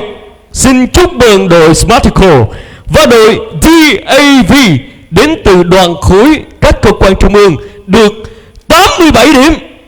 Xin chúc mừng hai đội ạ. Và ngay bây giờ xin trân trọng kính mời lượt trận 2 đội 3 và đội 4 sẽ cùng xuống sân khấu ạ. Và đội DAV Smarticle sẽ ở lại. Và chúng ta sẽ cùng bốc thăm để thi tiếp lượt trận tiếp theo.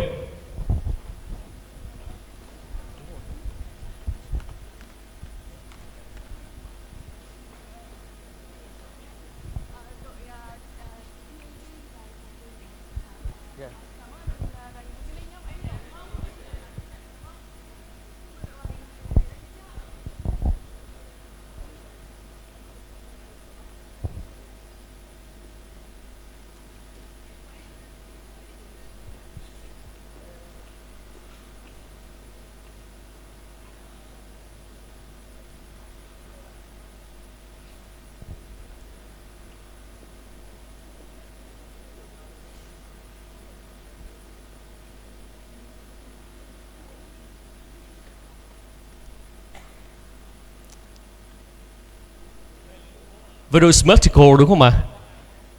Bạn đã bốc thăm ủng hộ. Và đội Ace là đội phản đối. Và ngay bây giờ xin mời hai đội về vị trí của mình.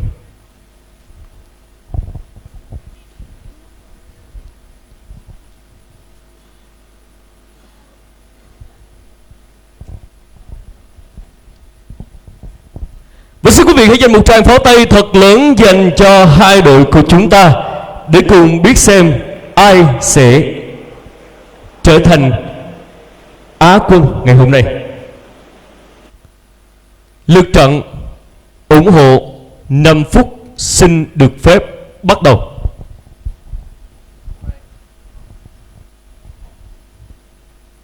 Okay, mic check. Okay, hello everyone. Welcome to the final round. It's exciting to be here with the ACE and everyone here watching.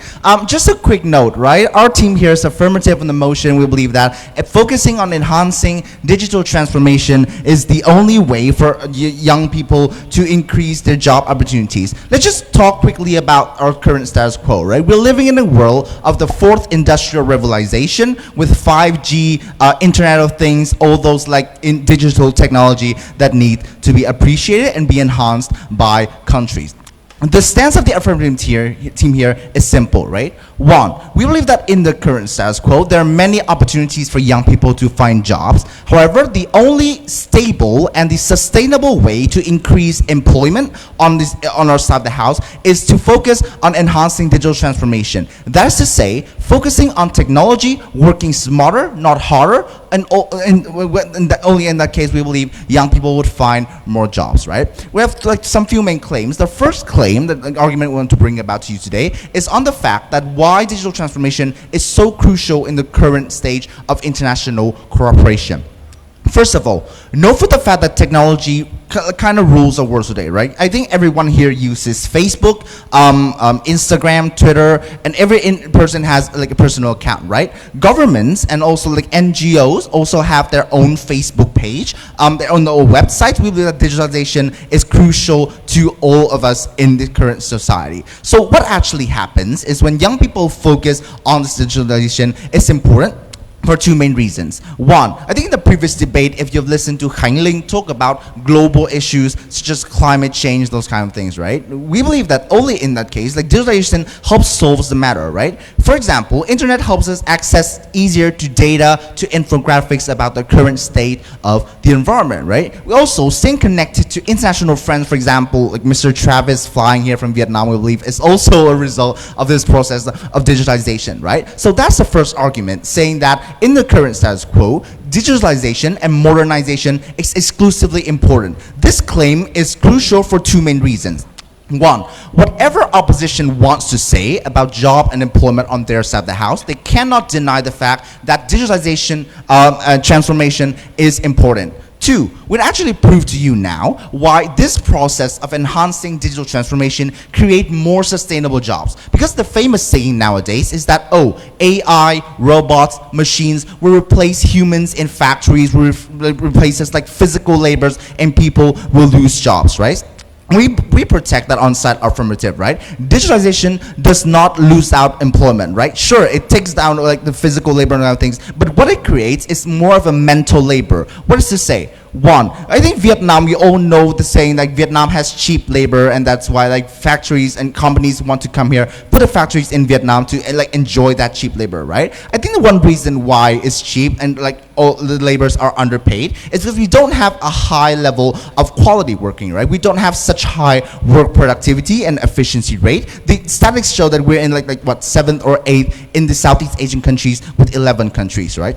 And digital transformation directly tackled this problem, right? Because one, vocational training can be provided and our workers can improve their skills, right? They can work, like, if they don't want to be eradicated by machines and AIs in factories, they have to improve their work productivity to work harder, to be more efficient, and they cannot be replaced. But two, know for the fact that a society and economy focused on digitalization requires more requires more IT programmers, require more people who can work with machines and work with the system, because no matter how smart and how efficient machines are, they still need to be operated by humans, by engineers, by people like overviewing and overguarding the factories and the machines, right? That is exactly where employment for young people come in, right? Because now we have such huge opportunity and huge chances to access to these kinds of technologies. We can go study abroad, learn the knowledge and learn the expertise, and come back and help our country. This claim is efficient and important in this debate for two main reasons, right? One, I believe it preempts everything opposition wants to say about like more job employment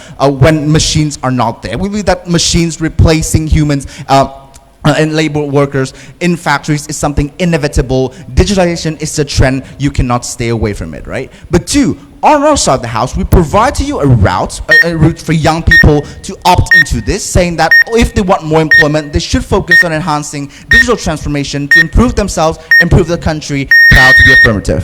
Đã hết giờ cho đội ủng hộ ngày hôm nay.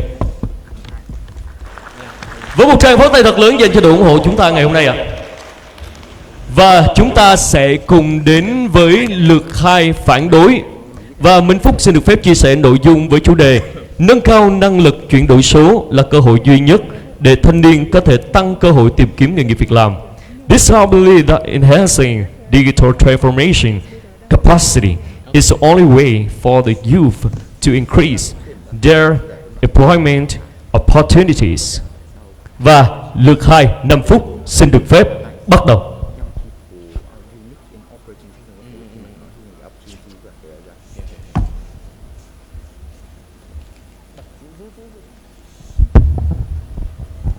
Sorry for the interruption. First of all, We do not reject the idea that enhancing digital information is important. Obviously, it is not the only way, because the problem here is whether the employees get a job, and the opposing team believe that there are many others ways that can help the youth increase their opportunities in finding occupations. Our team's oppositions include two arguments. In the first argument, we name some jobs that can be kept or developed without adopting digital transformation, and some specific countries where other measures must be taken rather digital transformation. In our second argument, we will prove that there are other ways for people or business to improve the chance of employment, such as encouraging the ability to think out of the box for an organization or a country, to create favorable conditions for personnel to boost their inner capacity, intellectual or emotion. Now, shall I begin with our first argument? There are many occupations that do not require the assistance of digital transformation. The following jobs that we are going to discuss about will prove that young people do not necessarily have the capacity of digital transformation to be able to find a job.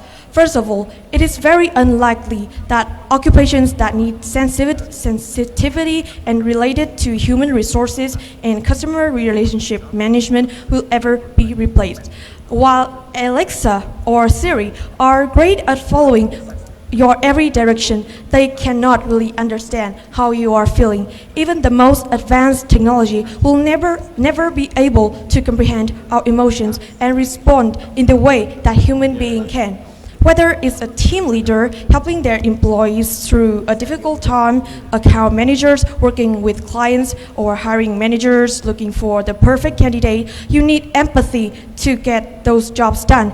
Roles that involve building relationships with clients, customers, or patients can never be replaced by AI. Over the last few years, automations has helped the professionals excel at their job, but it cannot replace them or remove the need for the human touch. Automation will continue to take on the potential functions like playing role filtering of job applications, job application and more. But human touch will always be required when it comes to human resources.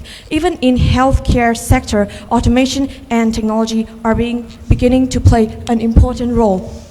Moving on, we'll discuss jobs that related to strategic and critical thinking. Digitalization can remove or simplify the process of implementing tasks, but cannot provide an overarching strategy that makes each task relevant. Even as our world moves towards digitization, the context and complexities before offering solutions remain irreplaceable. Automation can help implement tasks, but it's a long way from providing a strategy that makes each task relevant and helps it to fit into the bigger picture. Regardless of the industry, roles that require strategic thinking will always be done by humans. So, jobs like solution architects, designers, professionals providing hospitality services, and consultants who have the ability to integrate systems and processes will remain very much in the demand. And it is obvious that even the most intelligent computer or robots cannot paint like Picasso or create music like Mozart. Nobody can explain why some humans are more creative than others. So it's safe to say that it's nearly impossible for computers to replicate the spark of creativity, and that has led to the world's most amazing feats. Automation is programmed and cannot replicate creativity, which is spontaneous and requires imagination, dreaming, and collective inspiration. This is something only humans are best at. This not only applies to the creative sector, but also to finance or coding. In order to accomplish great projects, humans being creativity and sensitivity are needed. Thank you for listening.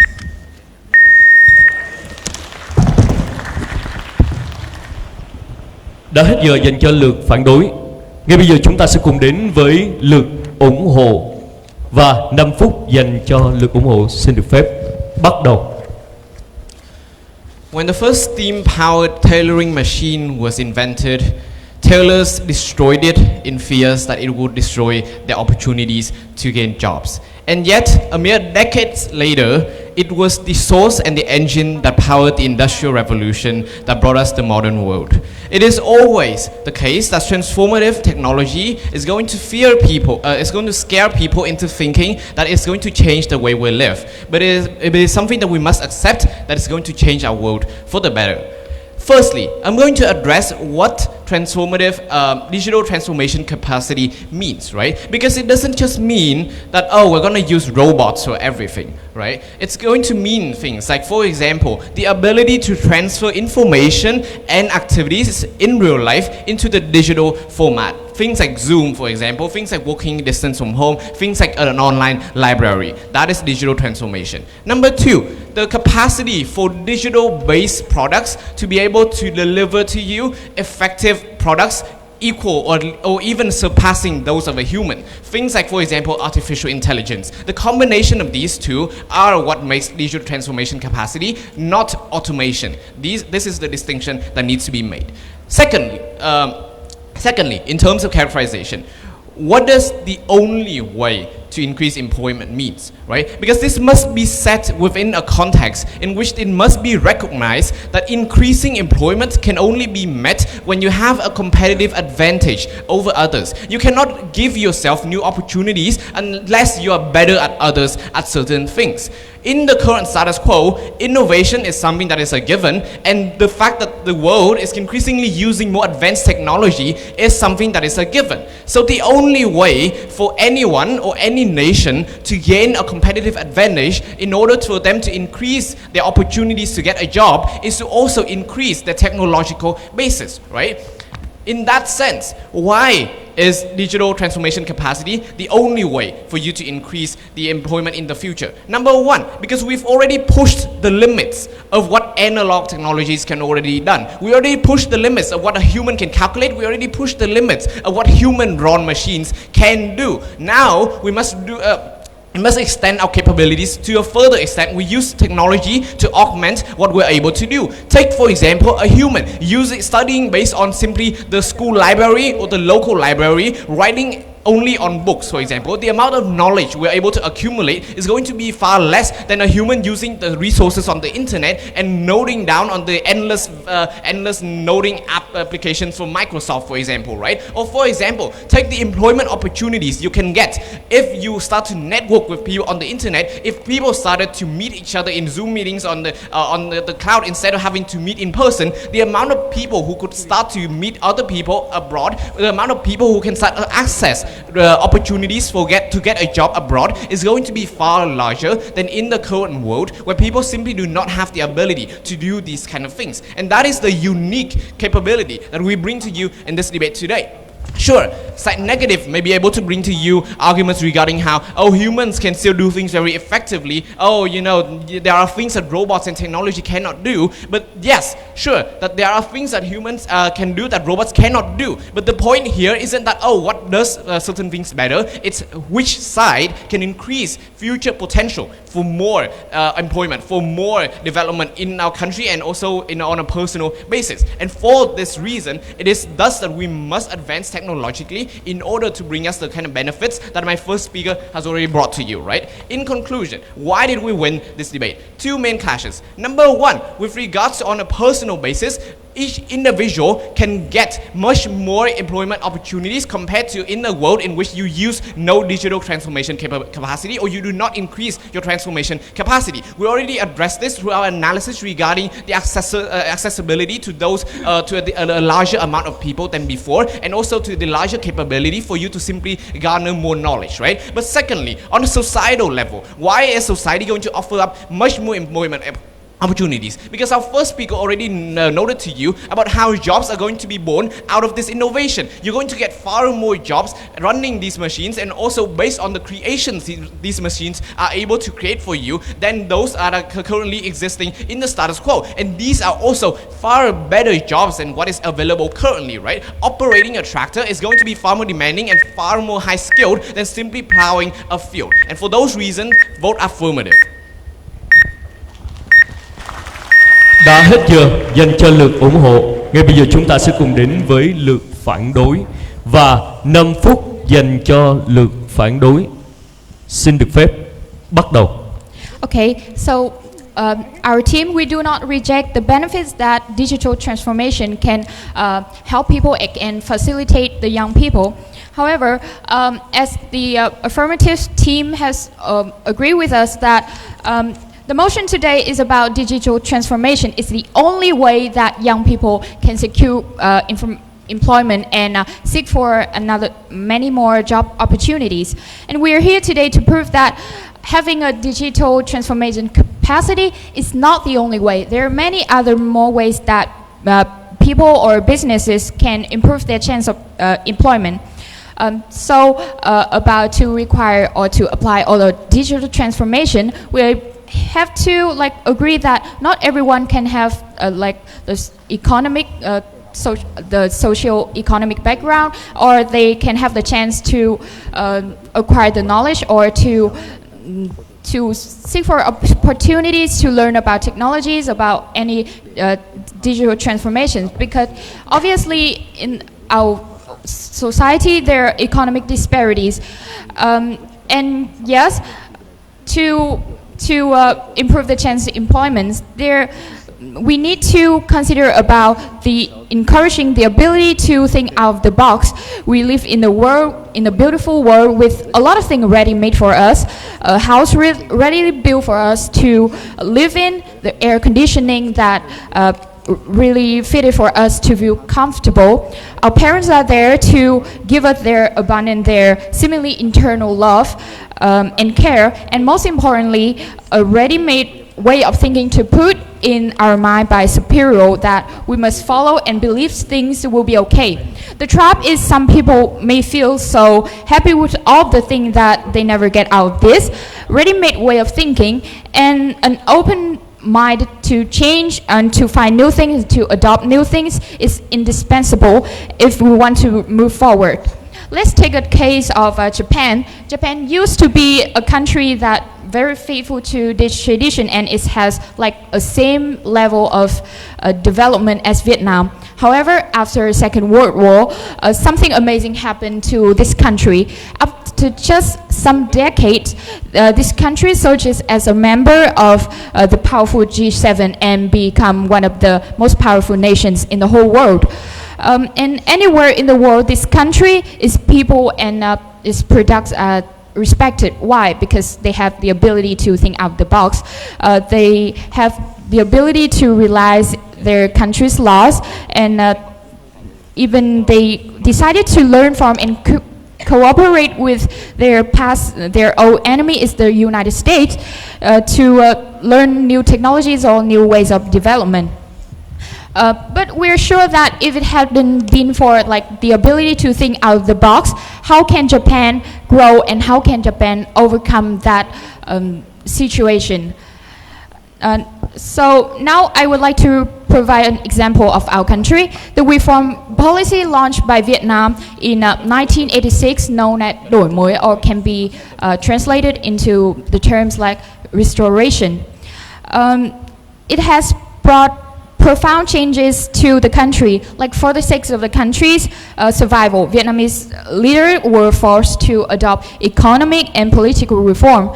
From a country on the verge of economic collapse, Vietnam has revived itself and is now on the path to develop economic prosperity, enjoying a greater international status through association of Southeast Asia nations, the Asia-Pacific Economic Cooperation Forum. What works for a country can also a business. In order to prosperous businesses must keep the thing out of the box in their mind to find a ways of development. To summarize, important though is digital transformation is not the only way to increase the chance of employment. Human beings and their ways of thinking and doing must be continuously paid attention to. Thank you for listening. Xin cảm ơn phần biện luận phản đối đến từ đội DAs. Ngay bây giờ chúng ta sẽ cùng đến với lượt ủng hộ và 5 phút dành cho lượt ủng hộ. Bắt đầu.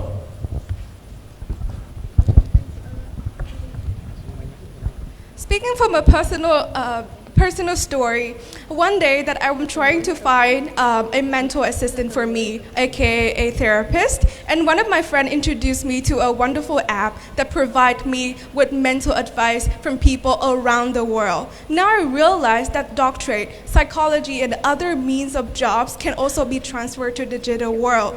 This means that if I take a degree in psychology, I can teach people all over the world and are not scared of not getting enough market, especially I'm living in the country where people do not care that much about psychology, right? And at the same time, I can promote the growth of psychology from the benefit that I gain from the virtual world. That is the world that we are trying to describe in today's debate.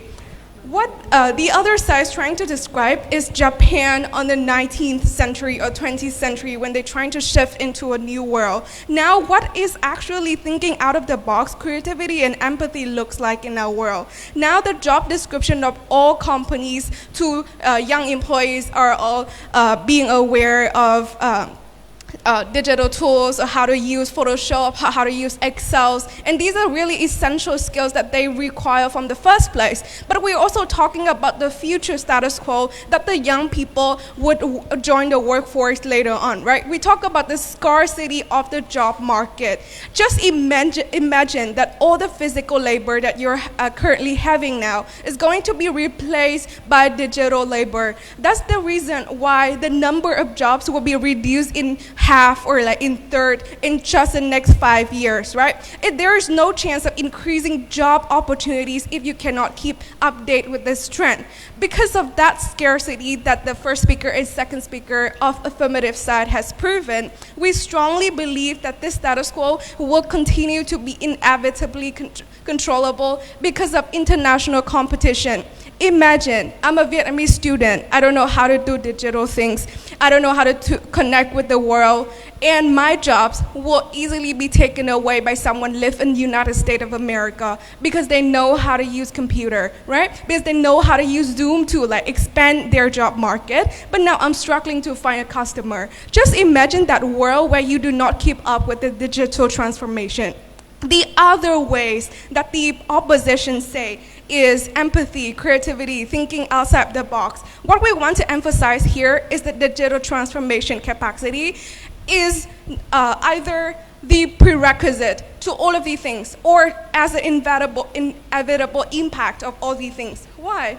They talk about thinking outside the box and creativity, but you need to have ideas input or you have to like have a system organization to produce these thoughts, right? And digital world provide you with endless information and data where you can perceive them and trying to work it out on online platform as well. How can you save your documents if you just note it down on papers for all your time? What is the amount of information that you can learn by these kind of paper, and the amount of information that you can store in your digital drive would be much more, right? So all the things that they say is not exclusive for their side, and it's something that's happening right now. Even when I have empathy, it doesn't mean that I'm going to get a job. No recruiter is going to tell me that, oh, you're so kind, have an empathy, right? Please join our team. You don't know how to do Google Docs, it's okay. I can do it for you. As a boss, that doesn't make sense. That's the reason why we think that digital work is inevitable in terms of saying it costs other types of skills to be nurtured for these young employees. And lastly, we want to end the case by weighing the world where we have other ways to increase our job opportunities. This is the only sustainable way, as the second speaker and the first speaker of affirmative side has stated, right? So why it's going to be the only way in the soon future is basically explained in the scarcity of job and the fundamental logics that I think everyone can understand. So proud to be in affirmative side. Xin cảm ơn phần trình bày của đội ủng hộ. Ngay bây giờ chúng ta sẽ cùng đến với phần 2, phần phản hồi. 3 phút cho mỗi đội. Và xin mời phản đối. Đội phản đối. 3 phút. 5 phút. Rồi xin mời đội phản đối 5 phút. So before I come to the conclusion of the match from the both team today, I want to add up to the. I first want to rebuttal from the affirmative team from Ms. Ling, that she said that the amount of jobs, the amount of jobs that the only sustainable way for employment to, like the digital transformation is the only sustainable way for long future for employment. But for me, for my team, I think that sometimes but mostly the humans need a lot of basic value, not just only knowing the knowledge of digital transformation. And right now I will add up some information to our team's second argument and rebuttal at the same time. Here is some of the most important factor that will also affect the efficiency of work and as well as the inner capacity of each personnel. So I'm going to explain what is capacity building of employees. So capacity building is a systematic process to improve employees' knowledge, not just digital transformation knowledge, but other knowledge as well. Because there is a lot of knowledge out there that can also be used for searching for jobs, like skills, understanding values, attitude, motivation, and the capability to necessarily perform very good or excellent at work. And usually, the positive impact of these capacity building affects organization, revenue, competitiveness, and also performance. We also want to mention internal resources and capabilities. Firms create values by exploiting internal resources and capabilities to meet market's demand. Why internal resources is important? Because they do not result in competitive advantage. Competitive advantage results from how employees are employed and how resources are used. The value of the resource is measured by the extent which it contributes to the development of the competitive advantage. And regarding capabilities, a company capabilities concern its ability to deploy resources. They generally materialize through the development and exchange of information, knowledge, and process. While resources are acquired, capabilities are developed. So the main point I want to mention here is that there is other value as well that you can use as your advantage, and digital transformation is not the only way for you to get better or increase the chance of being employed. And to conclude the match today of both teams, I want to mention first about our argument. The occupation do not require the assistance of digital transformation, since it is very unlikely that most occupation will need digital transformation. Like my team has given example of Alexa or Siri, that they only do what you are told them to do, but they cannot transmit the full information there. So using digital transformation here is not totally efficient, and why should we waste a lot of employees to try to make it perfect, even though although in the long future, machines cannot, and I say cannot, be capable as a human brains to develop emotions to say like us. Furthermore, about the strategic critical thinking, we say that discussing jobs on both of these fields are implementing, and most of the jobs here are irreplaceable with digital transformations. For example, as traditional artists, you cannot tell them to try to digitalize it because it's a traditional artist. You have to use pens, you have to use a lot of physical tools. So their team is saying that we need that most jobs will move to the digital terms. I think that there are a lot of jobs that cannot move to the digital terms, and those jobs, mostly social jobs, they are still on high demands, and the opportunity for employment there is still high. And finally, I want to conclude the match to both sides here, that we do know that the digital transformation is happening right now, but I think it's not the only factor that will help Vietnamese youth or the youth in general to increase their employment opportunities. There are a lot more other values you can increase to get employed. And ladies and gentlemen, this is our team. Speech, first speech. Thank you. Xin cảm ơn sự phản biện đến từ đội EAs của chúng ta ngày hôm nay. Còn ngay bây giờ chúng ta sẽ cùng đến với phần 2, phần phản hồi. Và ngay bây giờ, một lần nữa xin mời đội phản biện. 3 phút xin được phép bắt đầu.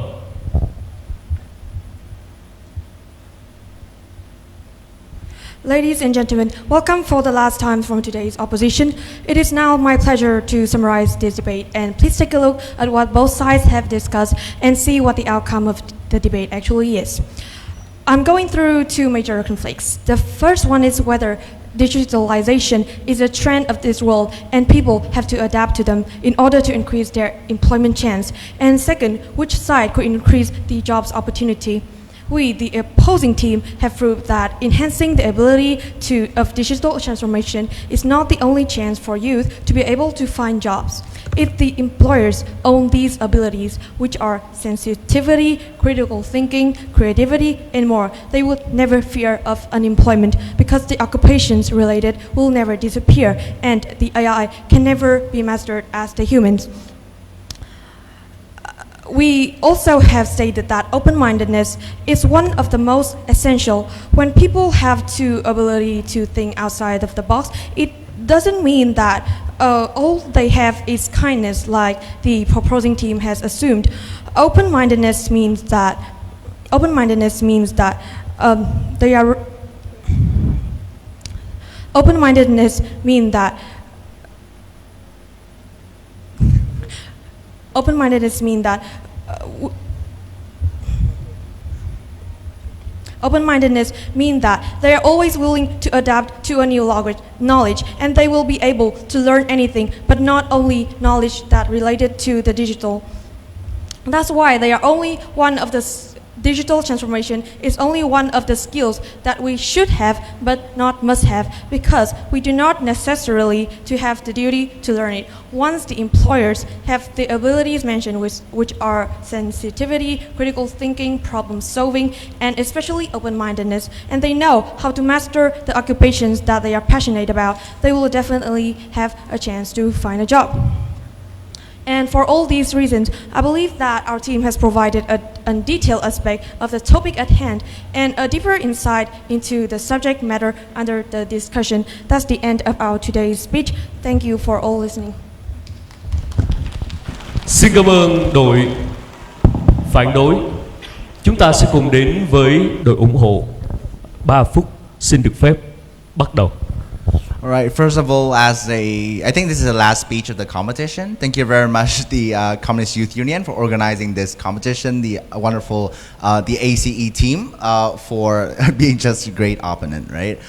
This is a reply speech. So I'm gonna make it quick. Right. I think the biggest problem with the opposition case is that they're hugely non-mutually exclusive. Right. They talk to you about open-mindedness. They talk about core values. Look, the debate is about digital transformation. It's not robotization. Right. Digital application transformation is practically the human application of technologies. That's why all the things they say about basic values, other knowledge, and etc. still exist on our side of the house. And I mean, as a SoundCloud rapper, I can pretty sure that art can be digitalized. Like we have an AI drone picture that recently won an art prize. I don't see the reason why they say that music cannot be digitalized. You cannot force like composers to use digital technology. I don't think that case actually makes sense at all, right? Thirdly, note for the fact that when they talk about like thinking outside the box, it requires humans, right? We believe that on the affirmative side, first of all, we have the increase of like mental labor, saying that people would improve on their skills, their knowledge and expertise, rather than just saying that, oh, I can carry like 2,000 bricks a day. That's why I can be a worker on on a site and I can earn enough income from the family. I won't strive for further, right? I don't think that case, I think that's the case we want to talk about, right? The uniqueness on our side of the house is sustainable employment, i.e. you can work in that job for like 10, 20 or 30 years. If you consider working in an ice cream truck for 1 week as employment, then sure, I don't see there's a problem with that, but I just think that it's not sustainable at all, right? Just to quickly tie back, right? There are two main groups of people that Khánh Linh, Minh Khôi, and I've been talking about throughout the speeches that is unengaged by the negative team. One is the physical labor. I characterized you very clear in the first speech that Vietnam is considered a country with cheap labor exactly because our labor are not trained much in vocational. They lack skills, and that's why comparing to like Singaporean or Chinese workers, they're underpaid because like businesses think they can pay them lower because they have less skills, right? This situation is improved on our side of the house because we enforce the mindset saying that, look, if you don't focus on digital transformation, if you don't learn how to operate machines in factories, very soon you'll be replaced by those machines in and of themselves, right? That mentality doesn't exist on side negative because of the simple fact they focus on open-mindedness, focus on kindness. I don't see how that gets you food on the table, right? But the second group, which negative team completely alienated and do not engage at all, is a group of like other jobs saying that we researchers, professors, these kind of academic jobs, right? We mentioned to you that enhancing digital transformation is more than just robot and AIs, right? It's also about learning these basic digital skills like docs, PowerPoint, Excel, Word documents, and that increased the efficiency on our side of the house, which is still a Đã good hết thing. giờ dành Thank cho you đội very much. ủng hộ. Một tràng pháo tay thật lớn dành cho hai đội, thưa quý vị. Rất tuyệt vời ngày hôm nay. Và xin cảm ơn hai đội, chúng ta sẽ cùng tiến về phía sân khấu để chờ kết quả từ ban giám khảo.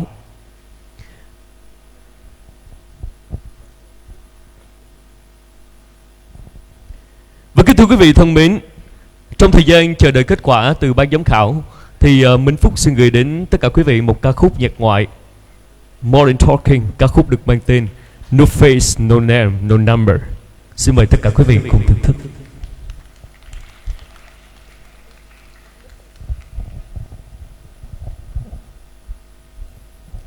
Có thể cho Minh Phúc một tràng pháo tay thật lớn hơn nữa được không ạ? Cảm ơn tất cả quý vị rất nhiều ạ.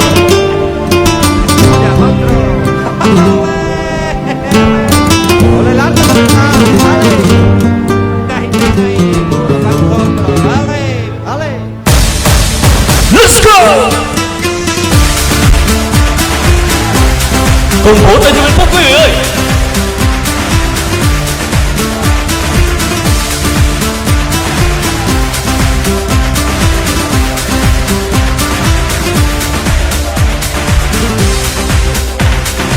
Love is like the ocean, I'm burning in devotion. Where you go, go, go. Oh no, I feel the heart's burning. And when the night is turning, I will go, go, go. Oh no, baby, I will love you every night and day. Baby, I will kiss you, but I have to say, no face, no name, no number. Your love is like a cinder. I'm dancing on a fire. I'm burning in my heart. No face, no name, no number. Oh girl, I'm not a hater. Your love is like desire. I'm burning in my soul. No face, no name, no number. Oh love is like a cinder. Oh love is like a heaven. It's a house of fire. No face, no name, no number. Oh girl, I'm not the answer. Oh love is like a river falling in my mind. Here we go. Woo.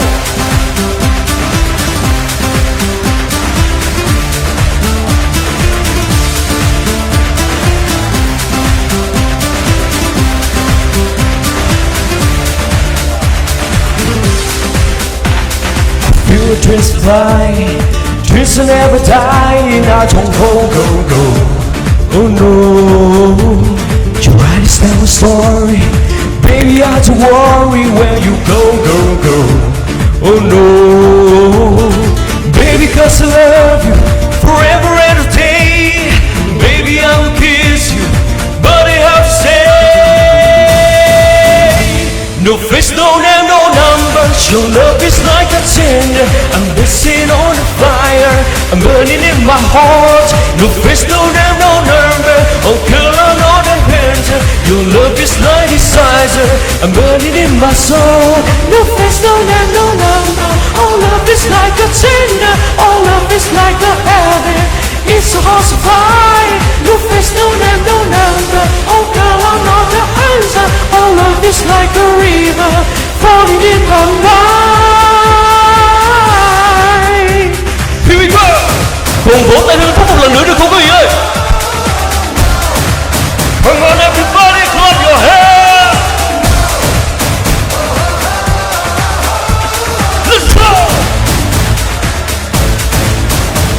No face, no name, no number. Your love is like a cinder. I'm bursting on the fire. I'm burning in my heart. No face, no name, no number. Oh girl, I'm not a answer. Your love is like desire. I'm burning in my soul.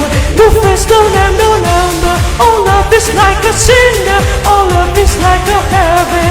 It's so far so fine. No face, no name, no number. Oh girl, I'm not a answer. Oh love is like a river falling in my mind.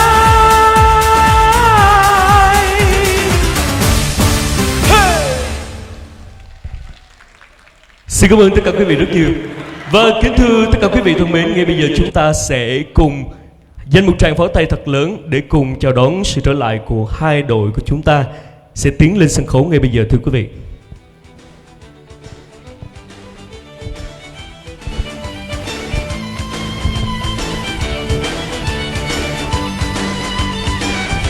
Xin mời đội DAV và đội BAs.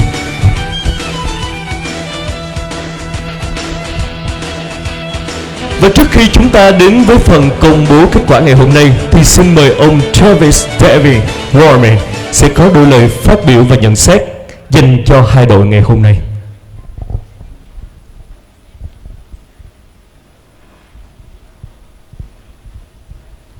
So first off, wow, what an excellent final round. I really enjoyed that, especially in today's world with digital technology, and I think that you guys did a very good job analyzing what it's going to look like. Now, to give a little bit of feedback to both teams, I think for what could be improved on, from proposition side, I think something that was unclear for me is entirely what this digital transformation is and the characterization for it in the beginning. That was cleared up as the debate went on, and so it became a little bit more clear, but I would like to hear that from the get-go in terms of what this digital transformation looks like and how it plays a part in today's world. Now, opposition, one thing that I would like to see from you is a little bit more engagement with affirmative's case and dealing with what they're talking about, as well as presenting your own arguments. I think that's something that could help push the debate forward in a more productive way. But overall, between both teams, I enjoyed that you guys focus on the stakeholders and you're talking about how this is something that is important for the youth and what they need to develop or how they can get a job in another market. I think that is something that is beneficial. So well done, both you guys, and good luck for the next in the closing ceremony. Xin cảm ơn những lời nhận xét khá sức tuyệt vời của ông Travis David Warman. Còn ngay bây giờ chúng ta sẽ cùng đến với lời nhận xét của ông Đỗ Hoàng Long. Xin trân trọng kính mời ông. Okay, hello guys again. Very quickly, two things in my speech. First of all, I'm going to talk about some improvements that I've seen from this round compared to last previous rounds that we had before. And second of all, I want to share my little concern with what was the debate went on and turned out to be, and how we can actually learn the lesson from that kind of thing, right? So first of all, improvements. I think I will talk about the negative side first. What I think was improved was the way you tried to be more logically relevant to the motion. So comparing to the previous round when the motion was about foreign languages, whether foreign languages is the most important tool, and it turned out to be whether English is good or bad, right? So right now you took that lesson and you tried to push the affirmative team to the edge, saying that, oh, this is about the only way and you had to prove this is the only way. I think that's a very, very strategic move, and it caused a lot of troubles and challenges to your affirmative team, I'm sure, right? But then for the affirmative team, I think I like the way you characterize the current world to discuss more real issues and how digital skills can help us to deal with them, instead of just generic explanations that we've seen in the previous round. So I really appreciated that. And I think that debates should be more about that when we try to inform people of the current issues and what we can learn from that, besides just trying to win the debate with rhetorical explanations. But what I concerned more with this motion was, I think it was the lack of realistic characterization and definition of digital transformation in this debate, which led the debate into a bit, sometimes a bit confusing conversations. So I would like to ask for your permission to use my personal knowledge because it's like for improvement, right?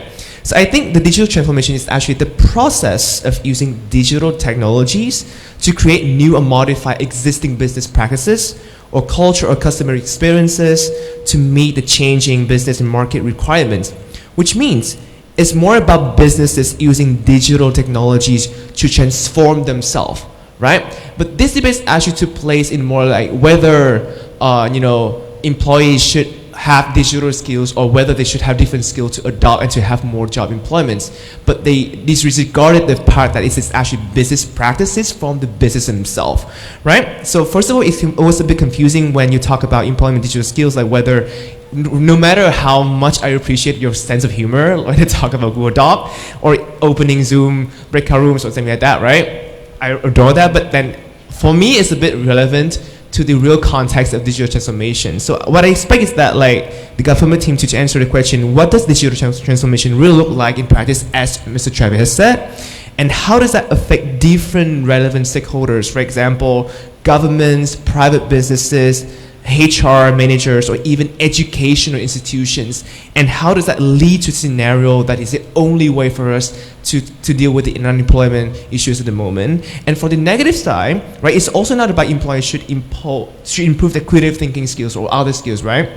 So I think your side could have done more preparedness in terms of preempting the materials from the affirmative side and doing why society could have gone a different way, for example, and then it's much more important strategy to deal with unemployment. But overall, I think this is a hard motion and requires a lot of technical knowledge. So I congratulate everyone on their effort and amazing back and forth strategies from both sides. Thank you very much for the very interesting final. Xin cảm ơn những lời nhận xét của ông Đỗ Hoàng Long rất nhiều. Và kính thưa tất cả quý vị thân mến, ngay bây giờ là công bố kết quả. Xin mời đội The Ace sẽ tiến lên một bước và đội DAV sẽ tiến lên 2 bước. Xin chúc mừng với số điểm 77,2 điểm, đội The Ace đã giành giải nhì. Và xin chúc mừng DAV đã giành giải nhất trong cuộc thi tranh biện tiếng Anh cho cán bộ đoàn hội đội toàn quốc năm 2022 ngày hôm nay.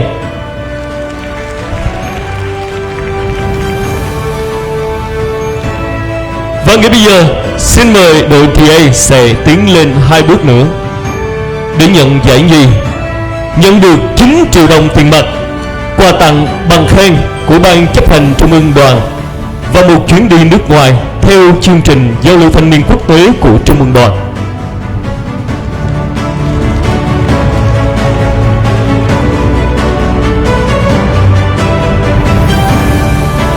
Và ngay bây giờ chúng ta sẽ cùng chào đón sự trở lại của hai đội giành giải ba, Spartacus và Warriors.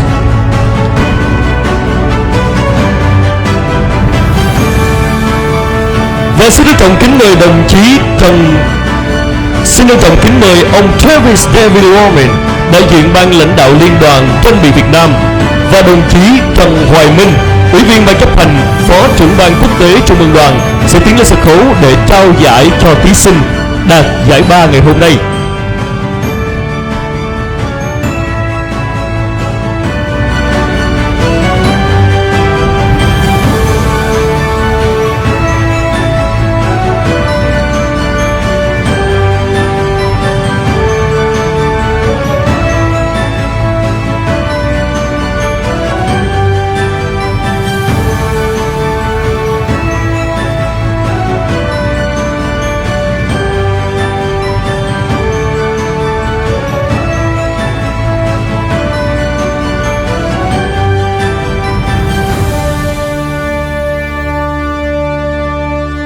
Và xin quý vị một lần nữa hãy dành một tràng pháo tay thật lớn dành cho giải ba của chúng ta.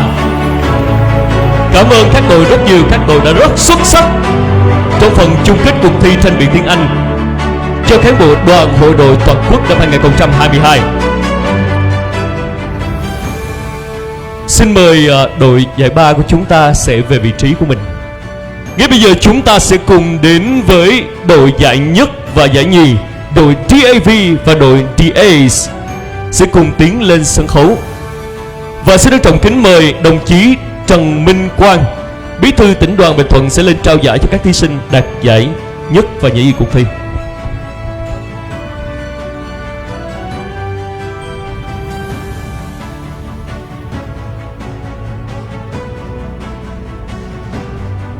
Và ngay bây giờ xin mời đội DAV sẽ lùi lại 3 bước và chúng ta sẽ cùng chúc mừng cho đội DAs nhận giải nhì là 9 triệu đồng tiền mặt, quà tặng bằng khen của Ban chấp hành Trung ương Đoàn và một chuyến đi nước ngoài theo chương trình giao lưu thanh niên quốc tế của Trung ương Đoàn. Và xin trân trọng kính mời đồng chí Trần Minh Quang, Bí thư tỉnh đoàn Bình Thuận sẽ lên trao giải nhì cho các thí sinh.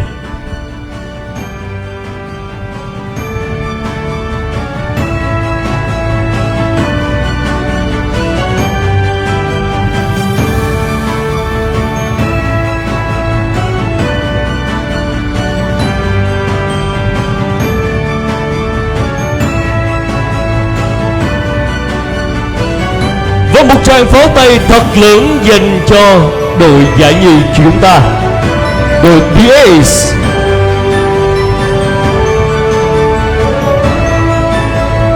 Và xin mời đội DA sẽ lùi về vị trí của mình. Ngay bây giờ là giây phút hạnh phúc nhất mà chúng ta mong chờ trong buổi sáng ngày hôm nay. Xin mời đội DAV sẽ bước lên phía trước nhận giải nhất và nhận được 15 triệu đồng tiền mặt, quà tặng bằng khen của Ban chấp hành Trung ương Đoàn và một chuyến đi du lịch nước ngoài theo chương trình giao lưu thanh niên quốc tế của Trung ương Đoàn ngày hôm nay. Và xin trân trọng kính mời đồng chí Nguyễn Tường Lâm, Bí thư Trung ương Đoàn, Phó chủ nhiệm thường trực Ủy ban Quốc gia về Thanh niên Việt Nam, trưởng ban tổ chức cuộc thi sẽ tiến lên sân khấu để trao giải cho thí sinh ngày hôm nay.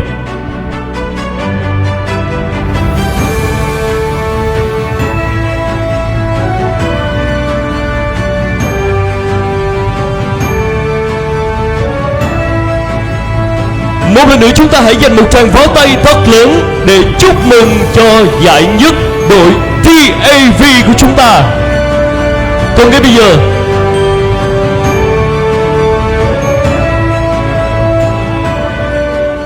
xin cảm ơn đồng chí Nguyễn Tường Lâm rất nhiều. Và ngay bây giờ chúng ta sẽ cùng chụp hình lưu niệm với toàn thể 12 thí sinh cùng với ban tổ chức, nhà đồng hành và nhà tài trợ. Xin mời các bạn chúng ta sẽ cùng tiến lên sân khấu.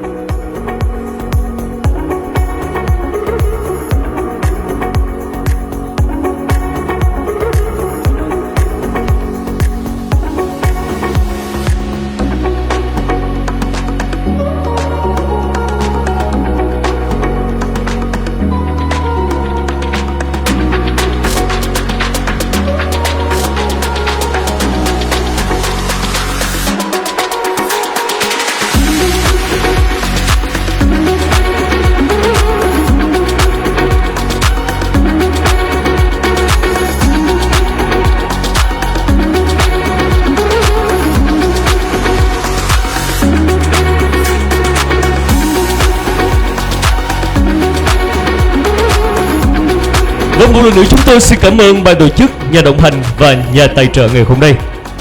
Xin cảm ơn rất nhiều và xin cảm ơn 12 thí sinh của các đội.